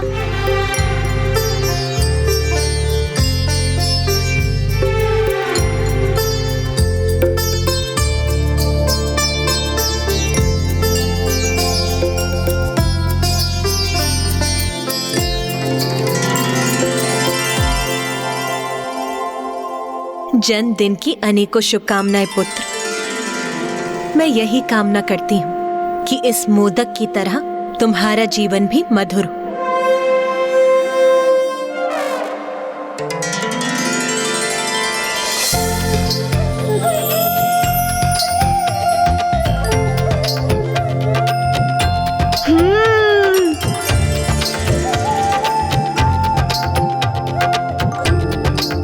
अति स्वादिष्ट।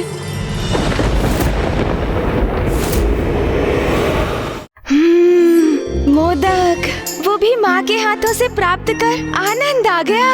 आहा, पिताश्री, माँ ने तो मुझे इस उत्सव से चकित किया है और भैया ने मेरी रुचि के अनुसार यहाँ की सज्जा की है, किंतु आप मुझे कोई उपहार नहीं देंगे क्या पिताश्री? सर्वथा उचित प्रश्न किया है गणेश ने। कहिए महादेव, आप अपने पुत्र के जन्म दिवस पर कोई उपहार नहीं देंगे?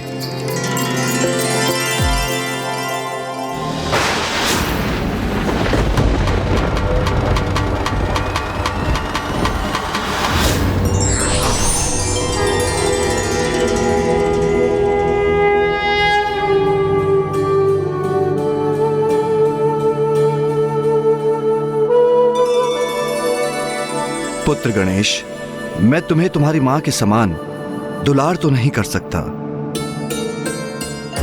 मैं तुम्हें तुम्हारे भ्राता के समान तुम्हारी सभी नटखट क्रीड़ाओं में भागीदार भी नहीं बन सकता, किंतु एक पिता होने के नाते मैं तुम्हें अपनी दृष्टि दे सकता हूं।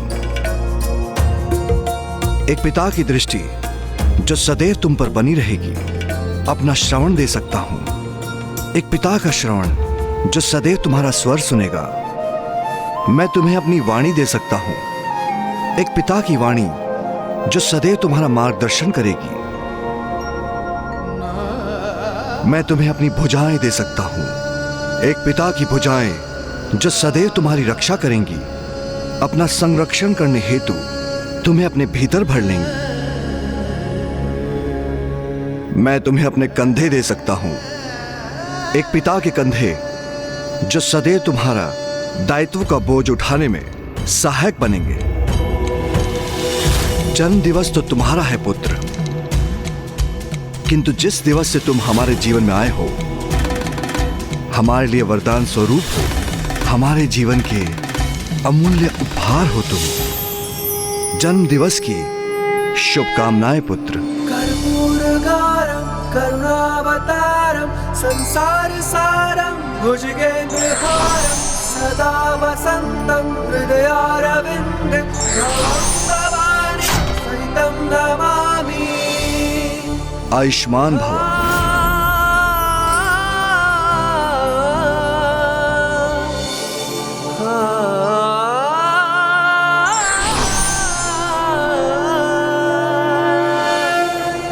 पुत्र गणेश, लो अपना उपहार स्वीकार करो।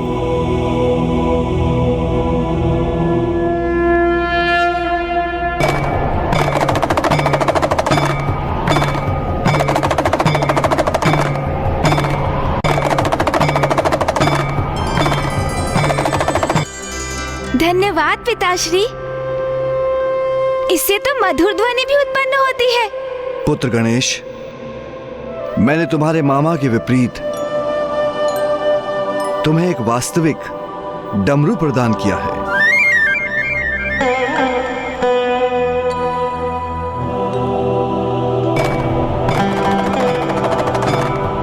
नाथ, आज तो मैं बहुत प्रभावित हूँ। आपने तो इस उत्सव के आनंद को और भी बढ़ा दिया। उमा, एक पिता के लिए इससे आनंद की बात क्या हो सकती है कि उसकी संतानें आनंदित है।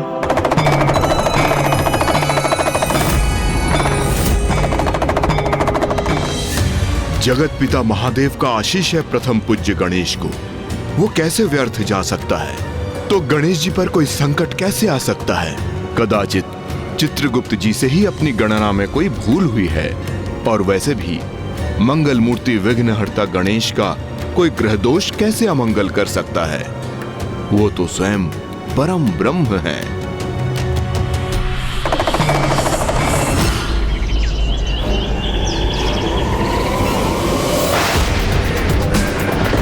एक पुत्र के जन्म दिवस का उत्सव दूसरे को अलगाओ। मैं भी महादेव का पुत्र हूँ। विनती से अथवा शक्ति से अपना अधिकार तो मैं लेकर ही रहूंगा।